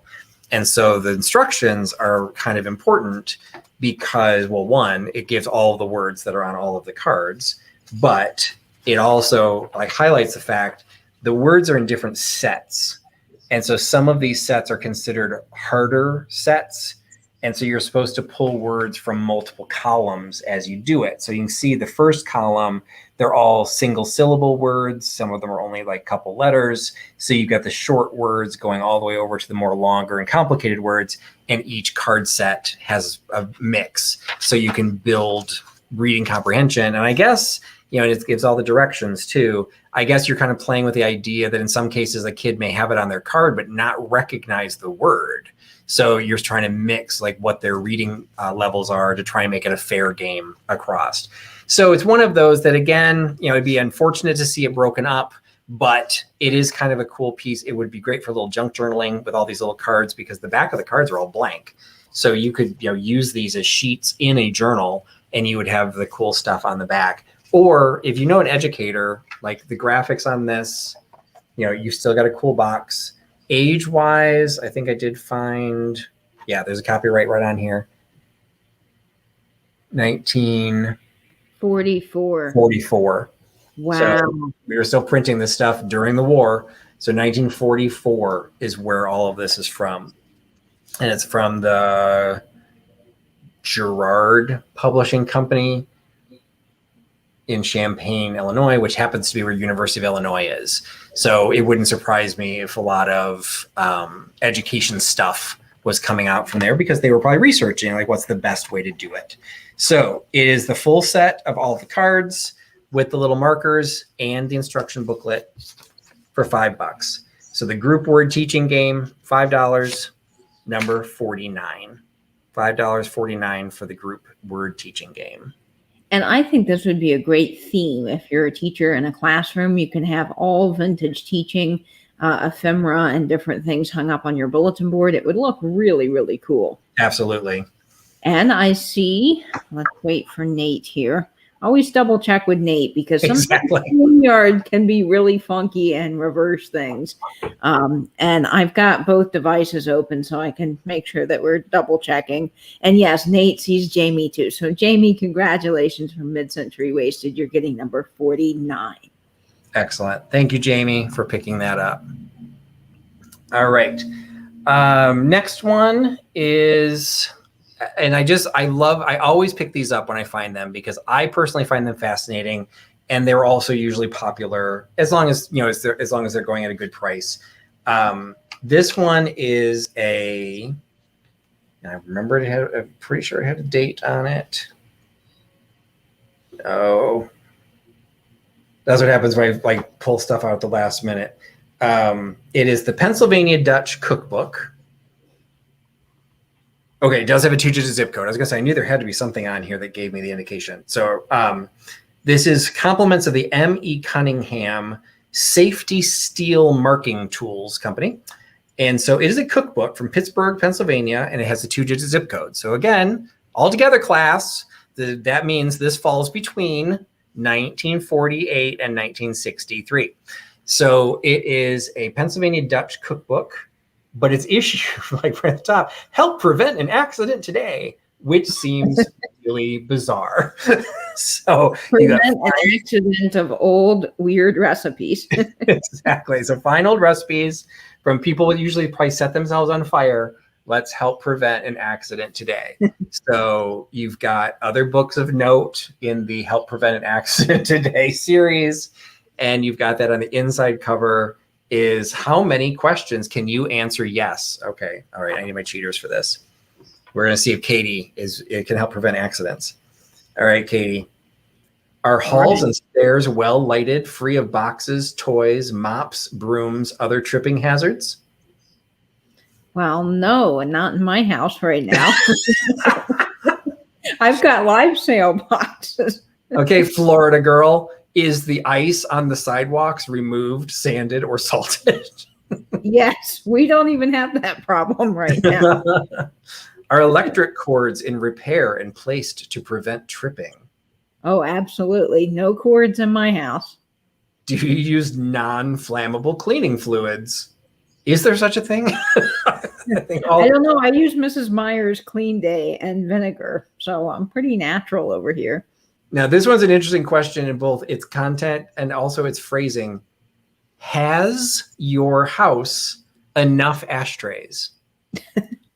Okay, so like obviously we're pre-1963, so you definitely need it. But okay, grammar snobs out there, is that proper? Has your house enough ashtrays? It should be have your. Wait a minute. It's like, does your house? Like, why is Does it your house? It wouldn't be has or have. That's not proper. Like, so I'm like, I like old school English. I don't know. Like, technically, I can kind of maybe see where that's going, but that looks really weird. Has your house enough ashtrays? I remember this was like just maybe a couple of years ago. No, it was actually a little bit longer. It was when we hosted a German exchange student. I was told, because we were trying to help her do some of her English, that there's an order for all the way adjectives are supposed to be placed in front of a noun. I'd never heard this before. No, I've never heard that either. And the teacher that told me was like, well, yeah, but, and I'm like, why did you just do what makes it sound right? She's like, yeah, but what makes it sound right is because you're following the rule. So it's not like it's a little red truck. You always say it's a little red truck. You would never say a red little truck. And I'm like, yeah, you're right. And she's like, why is that? I'm like, I don't know. She's like, because there's a rule. It's like the little red truck. Right. And it's something like size, color, like there's this whole string. And I'm like, there is no way I ever learned this, but evidently I did. So, and Nate's saying it's the proper, and other people are saying for that time that was the proper English. Okay. Okay, so there we go. So I wasn't born before 1963, so I did not know this. So it has poems, about manna. It's got the little, the Pennsylvania Dutch, and other parlance is the Amish, because they were the Pennsylvania Deutsch, because they were German, but it got translated colloquially into Dutch. So it's Pennsylvania Dutch cookbook for fine old recipes and meals served country style. We got a pretty decent size index here. There's quite a bit in the index.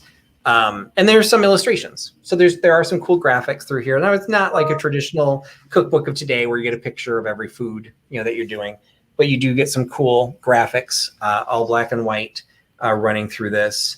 And, we've got Dutch pot pie, scalloped sweet potatoes and apples, candied sweet potatoes. Let's say it must be the potato section. Goldenrod eggs. Potatoes and Jello. Oh, Jello. Let me look. Okay, first of all, we've got this really weird set of characters down here, and I don't know what these are. I don't know what they are either. So it looks, I guess it's different. Like, so there's policemen. Okay, well, we've drifted into a different show, so we're not going to show that anymore. I didn't realize what that said. So you get that. Let's see, Jello. Well, did Jello exist prior to 63? When did Jello come about? Jello's been around since, I believe, the 30s. I mean, probably earlier, but they had gelatin in the 30s because my grandmother remembers eating it during the Great Depression. All right, we've got appetizers, beverages, bread, biscuits, and coffee cakes, cakes and icing, cakes, small cookies, candies, eggs, fritters and pancakes, meat, miscellaneous dishes. Let's see what we got in there. Cheese souffle, deviled crab, cup cheese. That's disturbing. What is that? Pastries and pies, poultry and game preserves. No. Puddings. Any apple meringue. pie? What kind?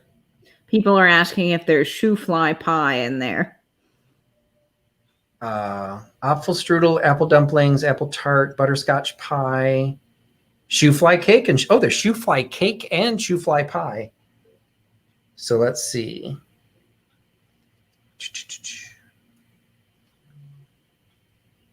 Schnitz pie. Ooh. That I've heard about in there's an absolutely bizarre movie that I absolutely love called For Better or Worse with Tim Allen and Kirstie Alley. And they make schnitz pie. Let's see, 39. Shoe fly cake, old Lehigh country recipes. We have flour, brown sugar, lard, New Orleans molasses. I don't know what that is. Hot water, and teaspoon of soda. And then the shoe fly pie, molasses, egg yolk, soda, boiling water, and then the crumbs, ginger, cloves, cinnamon, salt. Okay, nothing like overly disturbing. And I guess it's actually teaching some German as you go, because we've got cow and calf. Although one of them must be German. I don't know what the other one would be. Maybe that's, I don't know what the other one is. Does the Pennsylvania Dutch, does the Amish have their own version of the language? They may. I don't know. I should do some research into that. Yeah, because I think Madchen is the German part. Is Tiger still here? A little vintage me. So I think the bottom one is the actual German. I'm not sure what the top one is. Yeah, then maybe that's their version of German. Yeah, so maybe that's the Pennsylvania Dutch. Nate just on Google, and he said powdered gelatin was invented in 1682. That's a long time ago. Yeah. That was when we're using calves' feet. we don't want to think about that. So the recipes are dated 1936. So the book is much later than that. That's from after 1948. But there was a copyright for the actual recipes from 1936. So anyway, so we've got this cookbook is a standalone. The Pennsylvania cookbook, you too can prevent accidents, for $6. So $6 for the Pennsylvania Dutch cookbook, $6 give me number 40. $6, number 40. So yeah, so Melody is saying the Pennsylvania Dutch do have their own language. Okay, that makes sense. That's why there's multiple languages on the bottom of that cookbook. What a cool little thing that you found there, Patrick. Great job. I was really excited with that. Like some of them, they're nothing special, and that's like there's some more coming up. I allotted them together. But that one I thought was kind of cool. And I do see Deb Riley for number 40. Congratulations, Deb. That's a great pickup there. Thank you very much, Deb. And because I'm just kind of pulling from the stack. Oh, no, I've got something else in between. So this is another one from the house that had the education stuff. And this, I am personally in love with this piece. And if I had any way to actually want to use it or display it, I would. But it is it's Barnes's National Vertical Penmanship. So right off the bat, we've got the apostrophe S at the end of the S, which is just one of those things that keeps changing what rules we're in. This is the American Book Company from New York, Cincinnati, and Chicago. It is copyrighted 1898. So you've got the copyright right in there. Now, as we saw with the Pennsylvania Dutch, sometimes you've got the material has been copyrighted, but it can be printed later. This one gives us a little bit of a hint. It was dated by one of the kids in 1903. They used this in their spring term of 1903. So we just have some fantastic, again, piece of antique ephemera. And what this literally is the penmanship book to teach vertical penmanship. Wow. So for all of you who never learned how to write cursive, now you can see what we had to go through. Now, I didn't use a book like this. And there's a great story behind this. Because one, there's all this weird geography stuff that, you can see at the very top is what your handwriting is supposed to look like. So you've got Nevada is rich in minerals, and you're supposed to recreate it. And then there's usually something off to the side, like that one's the number 1 that you're also supposed to recreate. And then as you do it, you get, I'm assuming this was used in a classroom setting because it says spring term. And then at the top, you got it graded on it.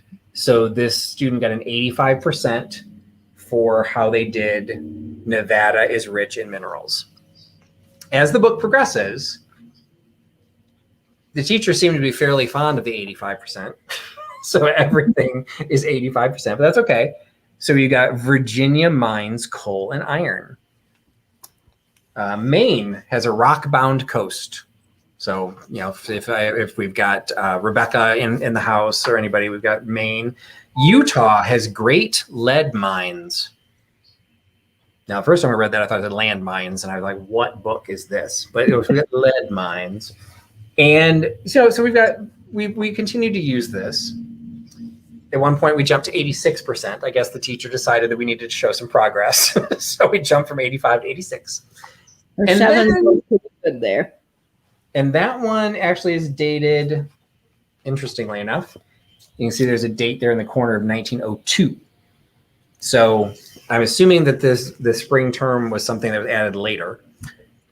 And then somewhere along the line, either Junior had a stroke or someone else started using the book, because the penmanship kind of went to pot. That's a big jump from the beginning of the book. We've got quite a change there. And so there's something that Rosa got 100% and George got 1,000,000%. So we appear to have drafted into the hands of the siblings, and they are now trying to test their penmanship and skewing their scores. Maybe someone was playing school. Yes. So we did that for a little while. So we got some of the penmanship. You know, again, we've got somebody using a different type of ink going into that. This one also, it looks like it says their IQ is 22,000. So, you know, always good to have goals. Plants need air and moisture. A little bit of some inconsistency on how that was written out. And then, you know, for your learning pleasure, rice grows in rich lowlands has not been done yet. So you too can practice your vertical penmanship. So it was done about halfway through the book. And then the rest of the book, Ohio, and this is something I did not know, Ohio is a wool growing state. Okay, I went to school in Ohio. Okay, Delbert, where's all the wool? I went to school in Ohio. I don't remember any sheep. I don't remember any alpaca. I don't remember anything that gave wool. So we're learning something. Quinine has a bitter taste. Good to know. Gold is found on the Klondike. Now that one I found interesting because it says on the Klondike, not in the Klondike. So I don't know what the Klondike is. Is that a mountain? I think of the ice cream bars when I hear that. I can't help it. And then, you know, things that we just stopped learning somewhere along the line. Smilax is a trailing plant. What the hell is Smilax? Thing to put in a kid's book. Exactly. Like, this is for a kid's book. Like, what the hell is Smilax? Eagles soar to dizzy heights. Now, to me, that is improper. That should be dizzying heights. Yep, it should be dizzying. So, but I guess dizzying would have been harder to fit. Limes are a sour, juicy fruit. But now this is also one of those cases where you have to learn your penmanship, because when I first saw that, I thought it said times. And I can read penmanship, but cursive, but that was a weird one. And I'm like, times are what? No, that's an L. Japan is the land of flowers. That's what made me think, wait a minute, what year was this? Because when I first read it without my cheaters, I thought this was World War II. And I'm like, I don't think we would have been teaching kids after World War II about Japan being the land of flowers. But it is before World War I. So, and then in the back is the chart of national vertical penmanship. So for those of you who never learned to use cursive, here's your cheat sheet for what everything should look like. Now, there's the Q. That was what my mother, you learned to use for the Q, is the number 2. That was starting to go away when I learned penmanship. Yep. I did not have the 2. I have them, Peterson. They're right here. I just don't wear them as much as I should. So I don't need a charity drive to send me the Lions Club excess glasses. I do have them. I just don't end up wearing them. So anyway, so there's some condition issues. Like, obviously there's like some blotting that was done on them. In general, though, it's fairly tight. The spine is actually really nice. All the pages are still very tightly in there, and it is $5. So $5 for the penmanship book. $5. I wear contacts all the time. That's the problem. I already need contacts, and I'm at the point where I either need bifocals or those weird bifocal contacts. So that's my problem. So $5 for the penmanship book by giving me number 52. $5, number 52 for the penmanship book. That just has some amazing graphics in it. And I love the cover on that. I think there's so much you can do with that book. And it's one of those things, like, I don't know if there's a lot of collectors of teaching stuff, but like this would end up being a back to school, tiered tray, all those types of things. Like, it's just a fun thing that you just like would have even thought, one, that it existed, and two, that it was saved. Like, somebody has saved this for over 100 years. And it's like, it can't go to a landfill. It has to go to somebody's. And that's amazing to me that people would save something like that. I just love that. I see Susan Houghton picking up number 52. Congratulations, Susan. Excellent. Thank you, Susan. All right. Next is...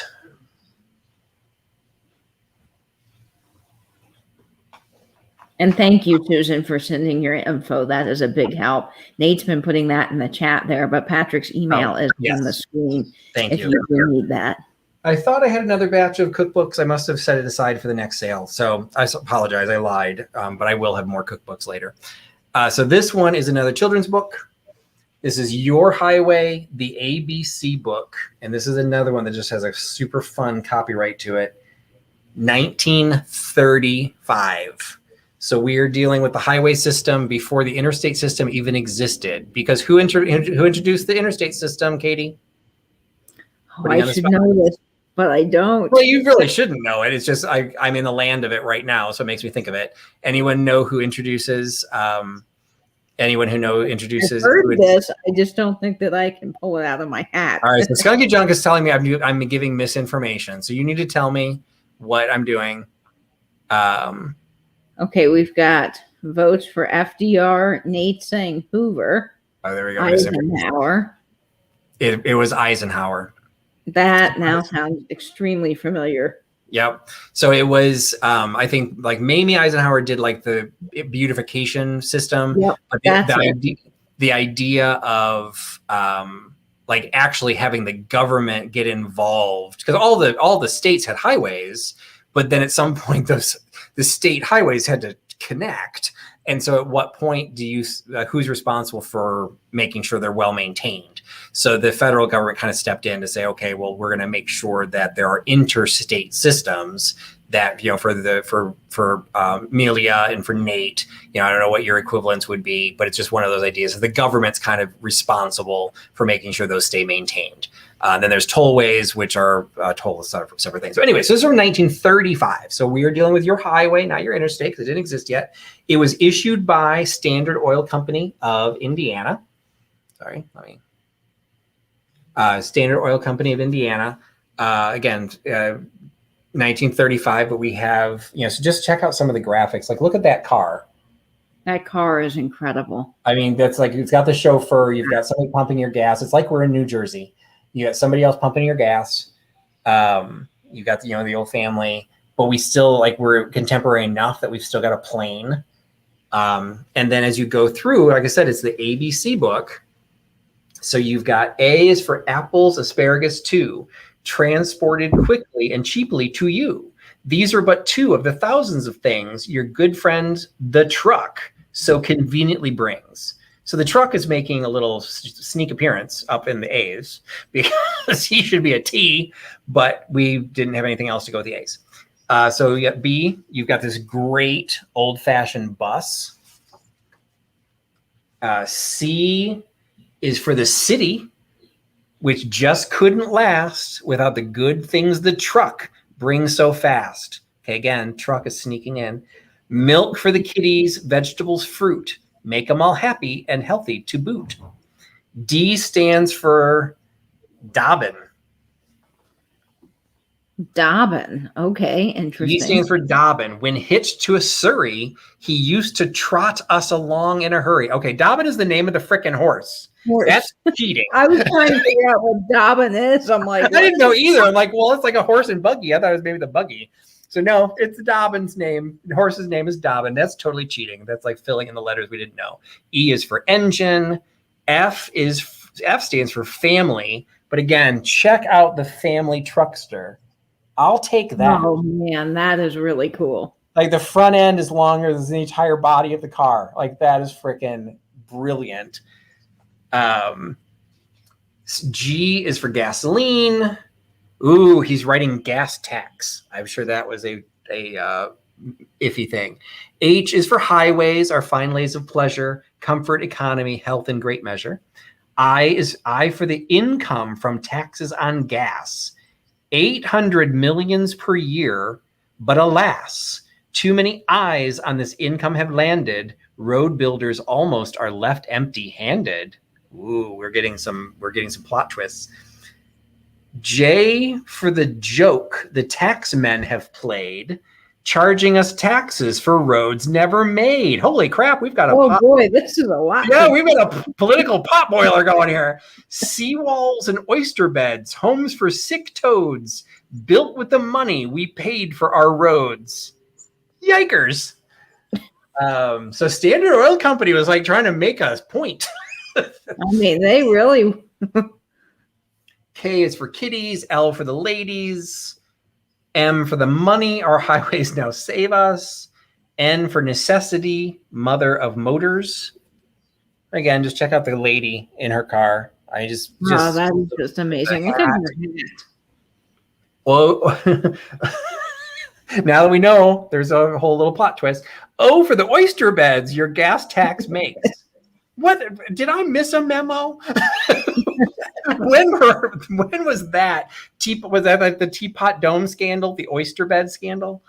P stands for prices on gas. Q for the quality now offered you. R for the rubber that smooths out the road. S for the speed and safety too. Let's also remember this is a kid's book. So this is heavy for a kid's book. Absolutely. U stands for someone we all dodge with vim. The old undertaker who gets every man. The unsafe old cars and worn tires work for him. Use new and cheat him as long as you can. Yike. Yeah, kids' book. There we go. While the parents are reading the kids' book, that they're getting this subliminal message. Okay, what did X do? X marks a spot known for accidents dire. Okay, yeah, we're killing people now. It also means 10 on the front of a bill. A 10 spot will buy you a first-class new tire and thus prevent grief and the chance of a spill. Okay, tires are way more than $10 now. Z stands for zero. That's what you will get unless you protect motor cars from restriction. This progress in transport, the country's best bet, will serve you for years if you vote your conviction. So we have the political potboiler issued by Standard Oil Company of Your Highway ABC book. It is just these graphics are meant to be framed. This, I hope it doesn't get ripped apart, but it would be worth it if you framed every page. Although you'd have to like Xerox the back pages, but whatever. It's a freaking awesome book. I absolutely love it. And it is $8 for the 1935 Cars Are Politics. $8. Giving me number 96. $8.96 for the car book. I mean, the graphics in that are amazing. And it would be a really great deep dive into a little bit of the history and political issues back during that time if you wanted to study that. So lots of cool things in that book. And I'm not going to announce yet because I see that was pretty popular. Yeah, and they're all with the same timestamp. So you'll have to wait. Yep. So I hadn't read the whole book. I saw the graphics, and I just thought the graphics were cool. I literally was reading it for the first time tonight. I had no idea that there was like this weird like subplot. I want to know about the oyster thing. It's like for it to show up twice. It obviously wasn't important. Evidently. And I see Jamie, mid-century wasted, picking that up. Congrats, Jamie. All right. So Jamie's drifting beyond her mid-century into the 30s. I love it. So fantastic. Thanks so much, Jamie, for picking that up. There we go. That's the best thing I've ever seen. And if you do something creative with it, even like whatever, just let me know. Because tag really, us on Instagram, Jamie. absolutely. Because it's just a cool piece. All right. So we've gone from like uber, like super like aged to a little bit more contemporary, but we're still got some vintage going here. So these are, I was trying to figure out the dates on these. It is, let me go back to full screen, sorry. I'm pairing these two together. They're somewhat related. I picked them up together. So we've got a stained glass look window decoration. Now it's $1.99. And I'm not sure. I'm going to say that it has a zip code and also the barcode on it. I'm going to say that this is probably 90s. What do you think, Katie? I would say, late 80s, early. Yeah, like we might be drifting into the 80s, but I'm thinking like because it's $1.99, I'm thinking that seems kind of expensive for the 80s. So we've got like kind of some pseudo vintage there. And then we've got, this is Frosty. No, wait, who did these? No, Roush Industries. And this is another one. I meant to look it up and I forgot. This one has not only the 5-digit zip code, it actually has the 4-digit extension. And I think that's quite a bit later. But to me, this packaging looks pretty vintagey. It's just this paper envelope. But it definitely has, the company that's on here definitely has the 5-digit zip code plus the 4-digit extension. So I want to say that was like 90s, if not 2000s. So I'm sure that's easy enough. I just forgot to look this one up. I apologize. But I'm basically combining these two together because these are the stencils you would use with the fake snow. You can see her doing it there in the corner. So you could create the little frosted images of all of these different stencils. And then in the middle of it, you can have the little wall, the little window, stained glass look window decorations, all just plastic. But you've got like kind of some pseudo vintage Christmas, just vintage going into Etsy's world. These, they're sure they're at least 20 years old. Just kind of a fun little lot, and got them at a good price. So passing off the pair for $6. So $6 for the window hang, and then also the frost stencils. $6. That gave me number 42. $6.42 for the window Christmas. That's a lot of fun for a Christmas vignette or display. I love all the vintage Christmas. And the packaging with that little Santa or bear in the corner is just a lot of fun. Did you do the frosted stuff? We had it in our house, the little fake flocking stuff, but we were not allowed to do it on our windows. We had to do it on a mirror because my father refused to mar the front of our house with something like that. So we were only allowed to decorate our mirror. No, we never had that, but my mom would let us use glitter, and we would make our own ornaments. So she would spread out a newspaper on the table and put out glitter and sequins and glue and just let us go nuts. And yes, Lois Hoover gets number 42. Congrats, Lois. Did you ever make the, I don't think it involved glitter, but did you ever make like the styrofoam ornaments with like the little pins with the sequins and all of those stuff? Mm-hmm. I will be including it in my haul video. I found a box of vintage Christmas decorations they're all the kits to make your own. Cool. And I haven't decided what to do with them. I was going to just sell them, but I feel like we should do like a crafting party and just like everyone gets one. And we all just like show what we made. So I love that idea. That would be so fun. So let me know your thoughts, what I should do with them. There were probably 10 or 12 kits, and some of the kits made 2 items, but I don't think you could split them up because there would only be one set of directions. But they're like, some of them were the ornaments, some of them were like 3-dimensional angels, like with a head. Some were like the diorama style, and like I remember doing those. I mean, all the ones with like the little push pin stuff. I had to get them. They were. You see Nate's comment. Glitter is Satan's dandruff. That is merch right there. Some Christmas tree set on fire with glitter is Satan's dandruff. I am still finding glitter from my Rocky Horror Picture Show costume in my closet carpet. So yeah, glitter gets everywhere. All right. I've got 2 items. No, take that back. I've got a few more over there. Got another piece of the not gelt. I've got the inflation currency. This one is one of the nicer ones. It's a little bit larger and way more detailed. So this is for you, Peterson. This one, I think, yes, this one does have the date on it. So this one is from 1922. So what this was saying is that you would get this and you could turn it into the state after April 1st, 1922. That was per my daughter. So after April 1st, 1922 is when you could turn this in for its cash equivalent. So this one was 75. This one I just can't find it. It's not hard. I can't read it, so I can't find it. Just says 75. So it must be 75 Pfennig, although I don't see that. But it's probably 75 Pfennig, but it's from the state of Wartburg, which interesting, useless information. I actually applied and I got accepted to Wartburg College in Iowa, but I didn't go. So you've got this absolutely beautiful illustration with the cross and the geographic noteworthy geography of Wartburg. But on the back is a stained glass representation of all things, the Junker George. Now, I don't know if that turns into something else in German. I didn't want to look because I love the idea that this is George the Junker, and he's a little huckster and he's trying to sell his sword and sell his Bible. So he is my personal saint, the Junker George.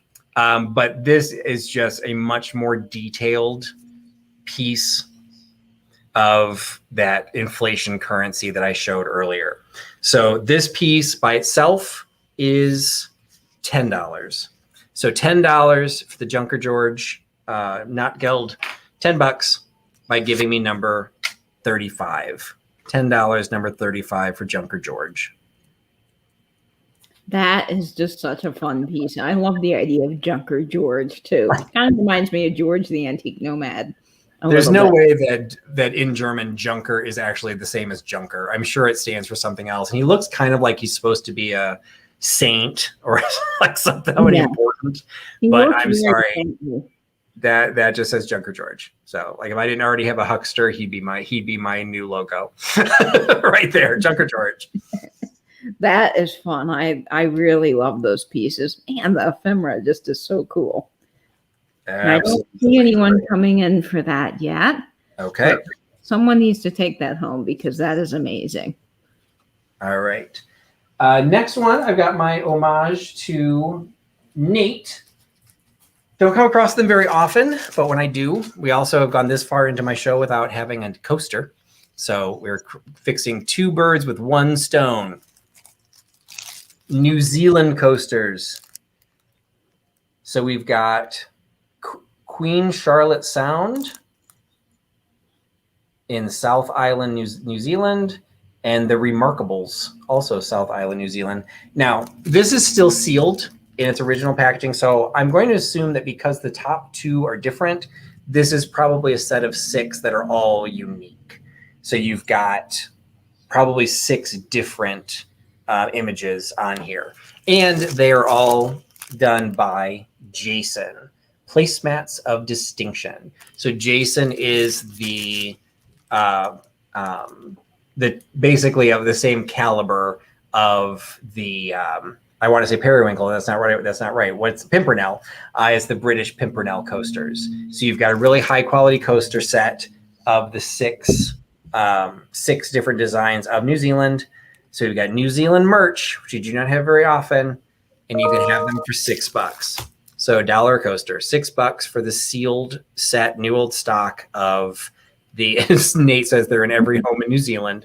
$6 to be just like a Kiwi native. $6 by giving me number 26. $6.26 for the Kiwi coasters. And it's so good to see New Zealand represented since they often get left off of maps. We finally have something New Zealand, which is great. Absolutely.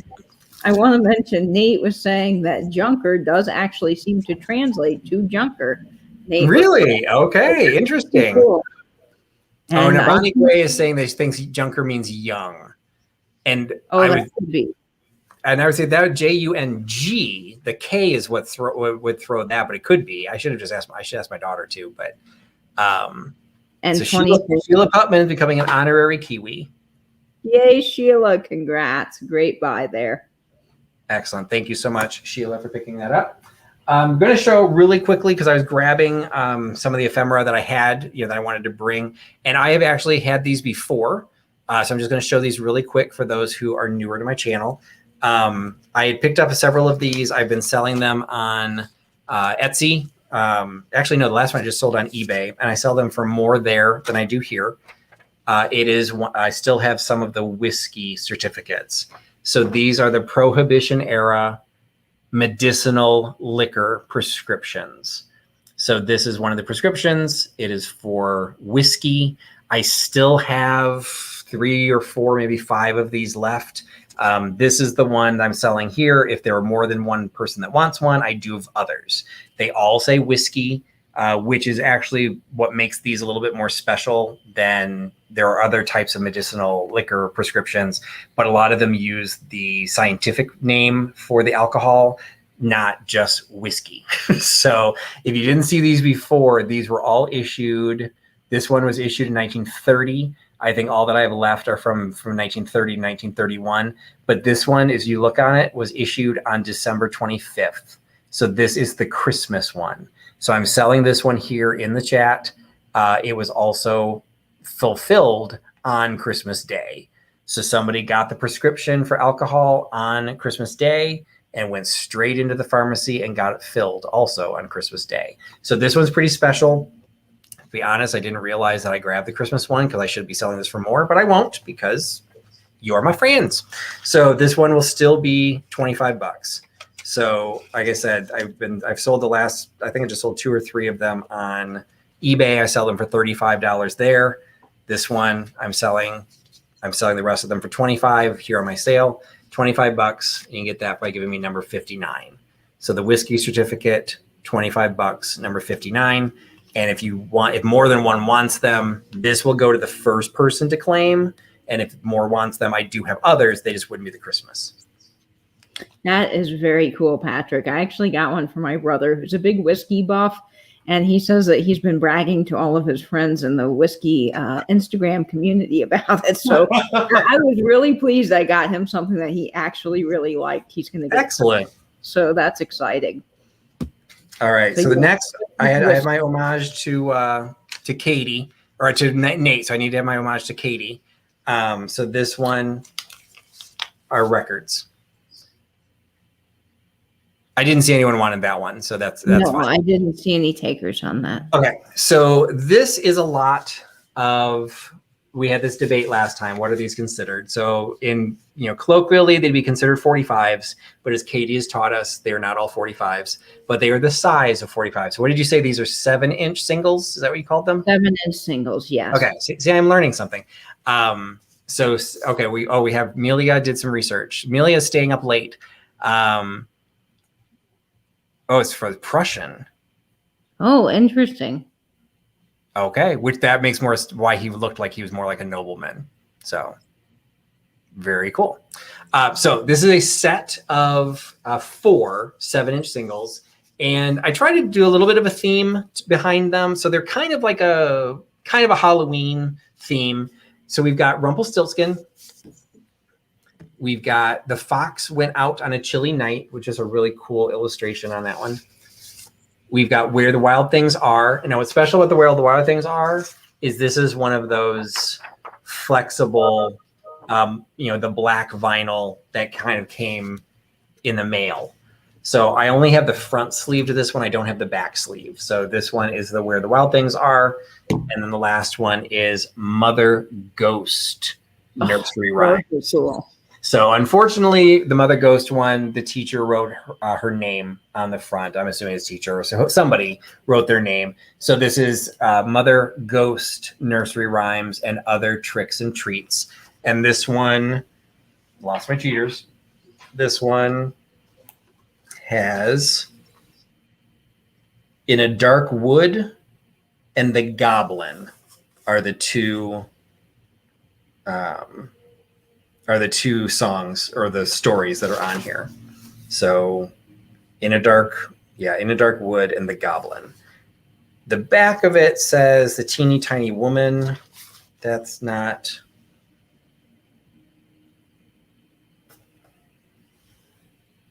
Okay, no, I take that back. All right, so there are two sides to the disc, so there's two sides to the sleeve. So the front side was the Mother Ghost nursery rhymes. The back side is the Teeny Tiny Woman. And so that one's from 1965.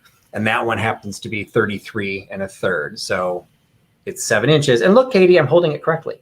You're doing a great job, Patrick. I like doing it off camera just so you couldn't see. So you've got the 7-inch single, but you've got all 4 of the 7-inch singles. So you've got Rumpelstiltskin, The Fox Went Out on a Chilly Night, Where the Wild Things Are, and Mother Ghost Nursery Rhymes. So you get all 4 of those children's albums, 7-inch singles for $10. So $10 for the set of 4 by giving me number 32. $10.32 for the set of 4. And just a quick note here, Susan would like to buy the Junker George, number 32. So Susan, I've got you for that. And you did a great job with those records. Yes, it's weird somehow that 7-inch size do not always spin at 45. Sometimes they're 33s and sometimes they're 78s. So it's a really weird thing. And I love flexi discs. They don't sound that great, but they're a pretty cool little novelty thing that you would get through the mail. Excellent. Only a couple of items left. I've got one more of the Notgelt pieces, and this was one of the smallest ones, so it's also the lowest price. This one is saying, Amelia. So Amelia is actually is up early. Oh, so it's morning there. Okay, cool, Mel. So this one you can see is quite a bit smaller than the others. It's larger than postage stamp, but it's not getting much larger than postage stamp. And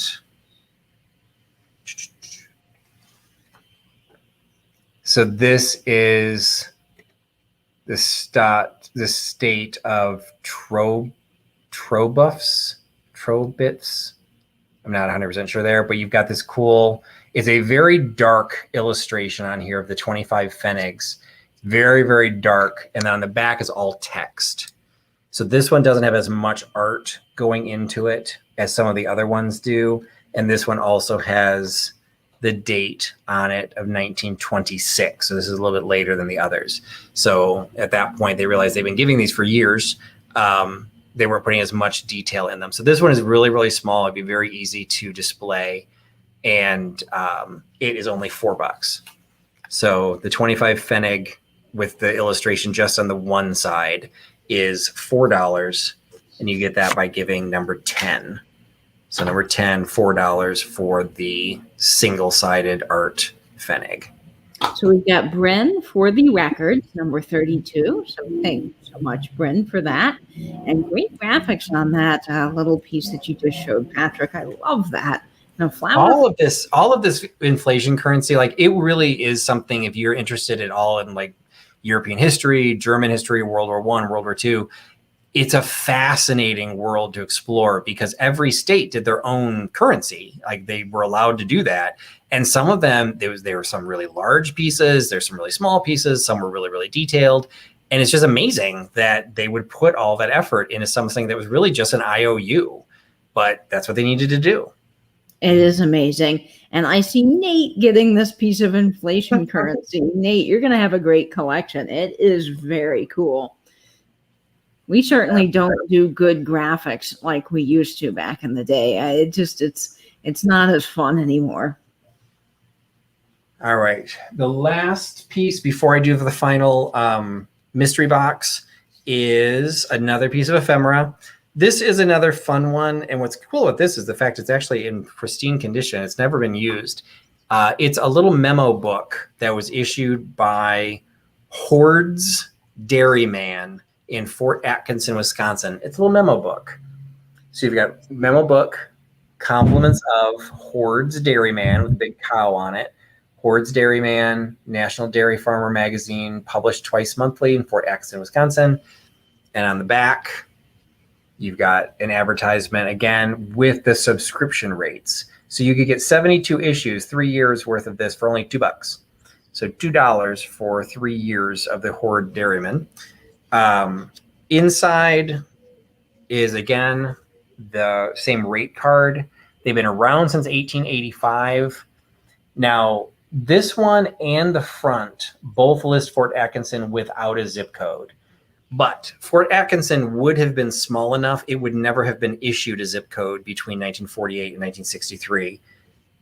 So it could fall into that. And I'm glad I said that because I flipped over the back. There's a calendar. So it is from 1963. So it gives the 1963, 1964 calendars plus 64, 65. So the fact that the first calendar is 63, this is probably from late 62, if not from 63 itself. But that's something to be important to know when you're looking for the zip codes. Sometimes they just don't put the zip code. But if you were a small enough town, you wouldn't have gotten a zip code. So even though it didn't have a zip code, it was issued in that window. It didn't have one. So there you go. So it's a little memo book. And as I mentioned, it's in pristine condition. It's never been used. So you can actually amaze all your friends and take notes in your next meeting from a 1962 memo book because it's inexpensive, it's fun, and everyone loves their cows. It's only $4. So $4 for the little memo book, $4 by giving me number 20. $4, number 20 gets you the Hoard's Dairyman cow memo book.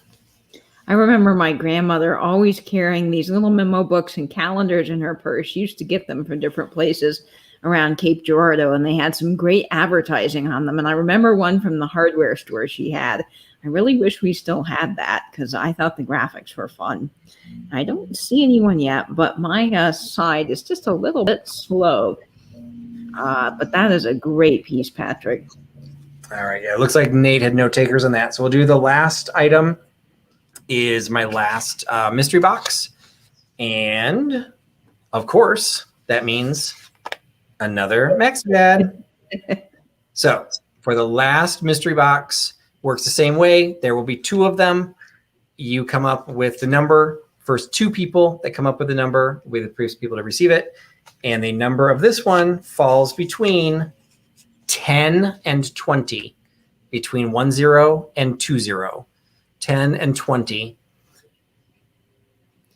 Okay, off to the races, folks. Let's see who's going to get this mystery box. Okay, I don't see anyone yet in the chat. Now, my StreamYard chat always flies, so I'm confirming it with my regular YouTube chat. Oh, man. Okay, I just saw it. Okay, I see one. Okay, let's see if I get another one. Oh, okay, I see the second one. Okay. I think I know who I see, but we got to wait for Nate always. Right. I have been wrong before. Yes, and we never like when that happens. No, we don't. So Nate is always on the ball. We got to give Nate a big round of applause for all of his help. He's doing a great job. Okay, I see it twice now again. So you guys got some mental telepathy going on with Patrick, and you're guessing the number. Okay, I don't see Carrie guessing this time, so you guys have fair shots. But everything on Patrick's channel is always fair. He does a great job. I love this system of guessing the number. It's just so fun, and it makes everyone get a chance. Yeah, I was gonna say, it's interactive. So people that haven't been able to bid or just felt that they wouldn't be able to get access, although I've got like 3 or 4 things that didn't sell. So, you could still claim those. But these are always popular. So it's fun to not have to worry about your internet. It's more about, hey, can you read my mind?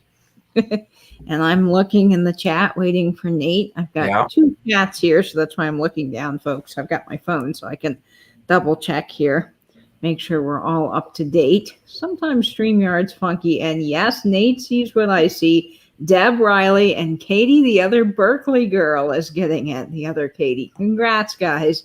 Excellent. Katie 2.0. All right, because the number was 19. So congrats picking those up. Yep. Congratulations, KD 2.0. All right. So I ran much longer than normal because we were very chatty tonight. I'm absolutely melting here.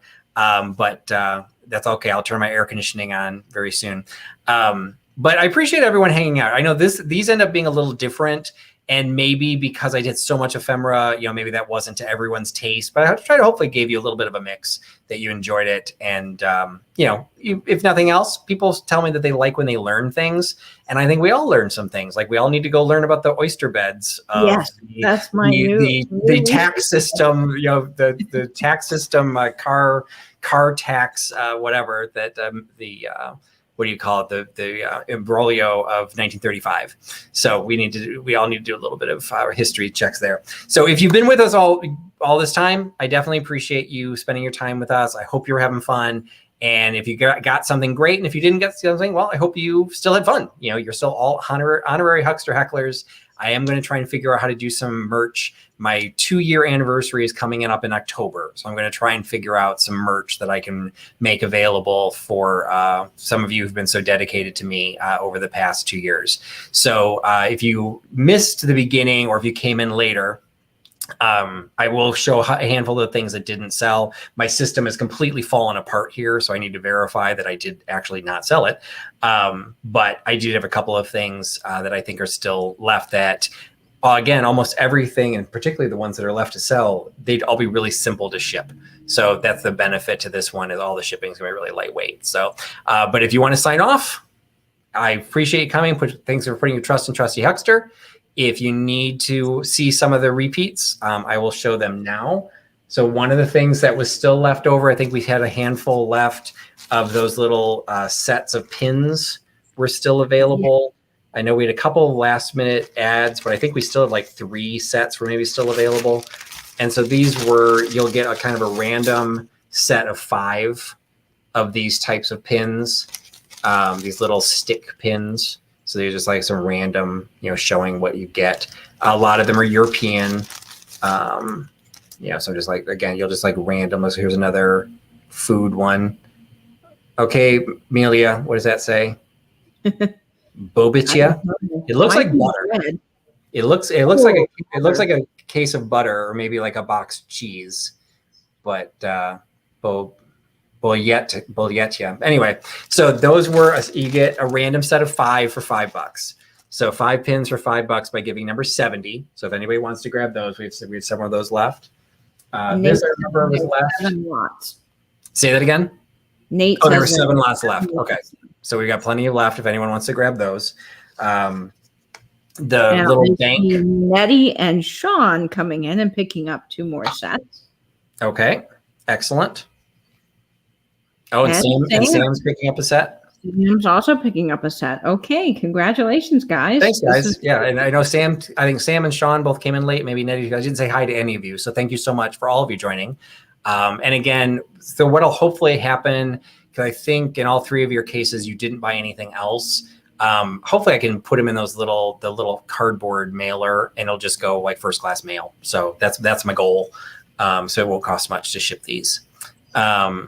The bank, the little milk carton bank, that's the unused bank that still has the little cap in the slot that's to pop out. That was $5. So that was number 12. And Lois Hoover would like a set. So she's got number 70 in the chat.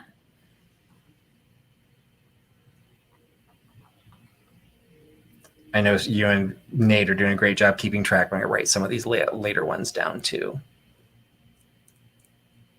Yes, I've recorded all of these as well, but it doesn't hurt to have 2 lists. Right. All right. Let's see. I ended up selling the Junker George. I did not sell. Okay, so then I had those little rewards of merit. Thank you, Nate.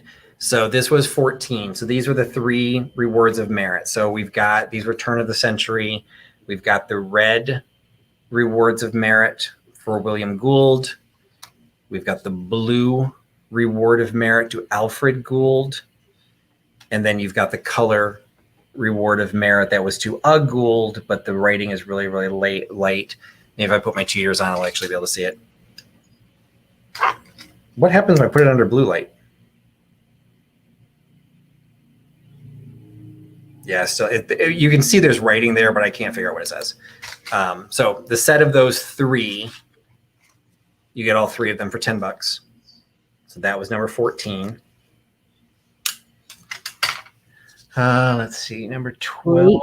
Graphic. All right, so 12 and 14 I just showed. And Nate's saying 59.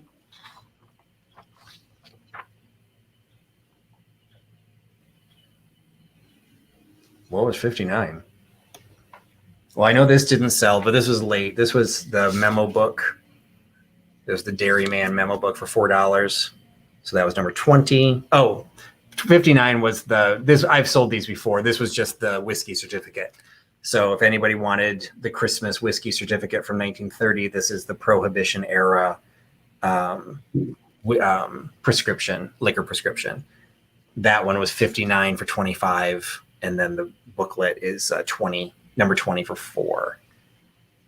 And I think that was it. I'll show, for those of you who are still on, this is the auction item that's on my eBay channel right now. I just got a bid for it. So somebody is claiming this right now already at 10, but this auction will end next week, next Thursday, at basically top of the middle hour, so like 9 p.m. Eastern. So this is a 1930s radio and television parts catalog from Camera Radio, Pittsburgh, Pennsylvania. So that is up. And I think that was it. I think that was all that happened. Patrick.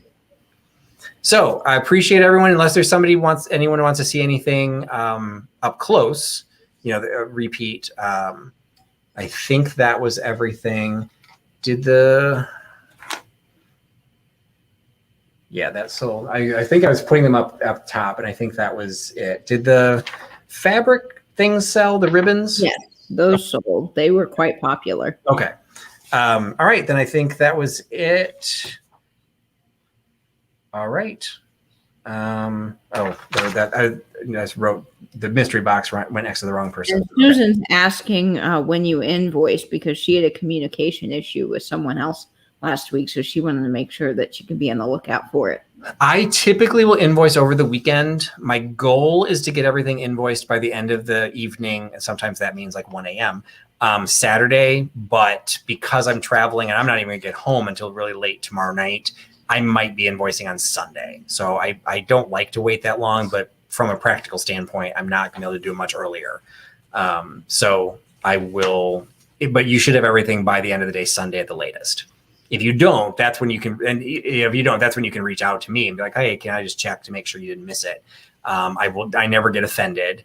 But in general, I'll try and get them done by Saturday. Because what I hope to do is be able to start shipping on Monday. So that way, if you start paying, I'll start shipping on Monday. Great, right. Thank you, Patrick. Thank you so much. And thank you again, Nate, for your help. I'll throw in a little bonus not gelt for you, because I still have some others that I did not bring with me, because I'm glad you like those. And they're fun. It's just a fun little collection. And Nate, if you do not follow Nate's channel, Soul Nate, he doesn't post a lot, but follow him on Instagram. He does post a lot there. Oh, yes. Lots but he also has some really cool videos up on his YouTube channel that shows he just has one of the most interesting individual collections that's out there, because he's more diverse. This sounds really stupid, but he's more diverse than I am. I'll go deep into something just 'cause I think it's cool. He goes even deeper. His collections are museum worthy collections. Mm-hmm. So he needs to put out more content, but for now, just go look at what he's got, and you'll be amazed at some of the stuff that he's collected in New Zealand. So appreciate everyone hanging out tonight. I didn't realize I ran so long, so I do apologize. I think I'm overlapping somebody else's sale. I don't like to do that. But I was having fun, so hopefully, people forgive me on that. But there was Nancy having hers tonight at 11 p.m. Yes, I believe Nancy's having an unboxing at 11 p.m. So look out for that. Oh, an unboxing. Okay. Yeah, I think she rotates. She does a sale one week and then unboxing another week. Okay, and I forgot to ask, Halem did not comment how this shirt fits into the caliber of my other shirts. So you guys can give me votes. It's a very uncomfortable shirt, I will say that. But hey, it's cars. It's I got another flamingo shirt, which I was neglectful when I wore my flamingo shirt last week. I actually got that as a gift. I got that from Brian, Chicagoland Brian. So I have 2 flamingo shirts. So the other one will be making an appearance at some point. But this one, I think this was like an Amazon purchase for, I don't know, like $5. And now I know why. But it's looking a little bit different. So anyway, appreciate you all hanging out with me. Hope you had some fun. What do you got coming up, Katie? I've got a fun video coming out tomorrow on my most expensive record. So you want to stay tuned for that. And we're going to have some fun things next Wednesday. So stay tuned to the Instagram for some announcements coming soon because I'm excited about it. Excellent. And then Sunday, my goal at this point is, I don't know if I'm going to have time tomorrow to add any more video, just like some shop with me video. So I'll probably try and compile at least what I have, maybe by Saturday night, so I can get that posted for a premiere on Sunday. If I don't get that done, I'll probably just do a live chat on Sunday. There will also be some changes coming to my Sunday format. I will still have things going on Sunday evening at 8 p.m. Eastern, which is what I've been doing ever since I did my first deep dive, over a year ago.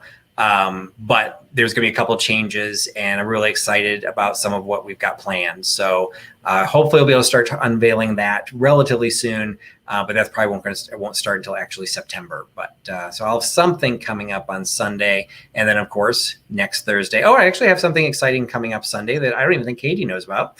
I will have video. I just don't know what I'm going to be able to show or share. I am participating in a Just One More Dachshund rescue. I get to pick up a dachshund and deliver it to another rescue organization in another state.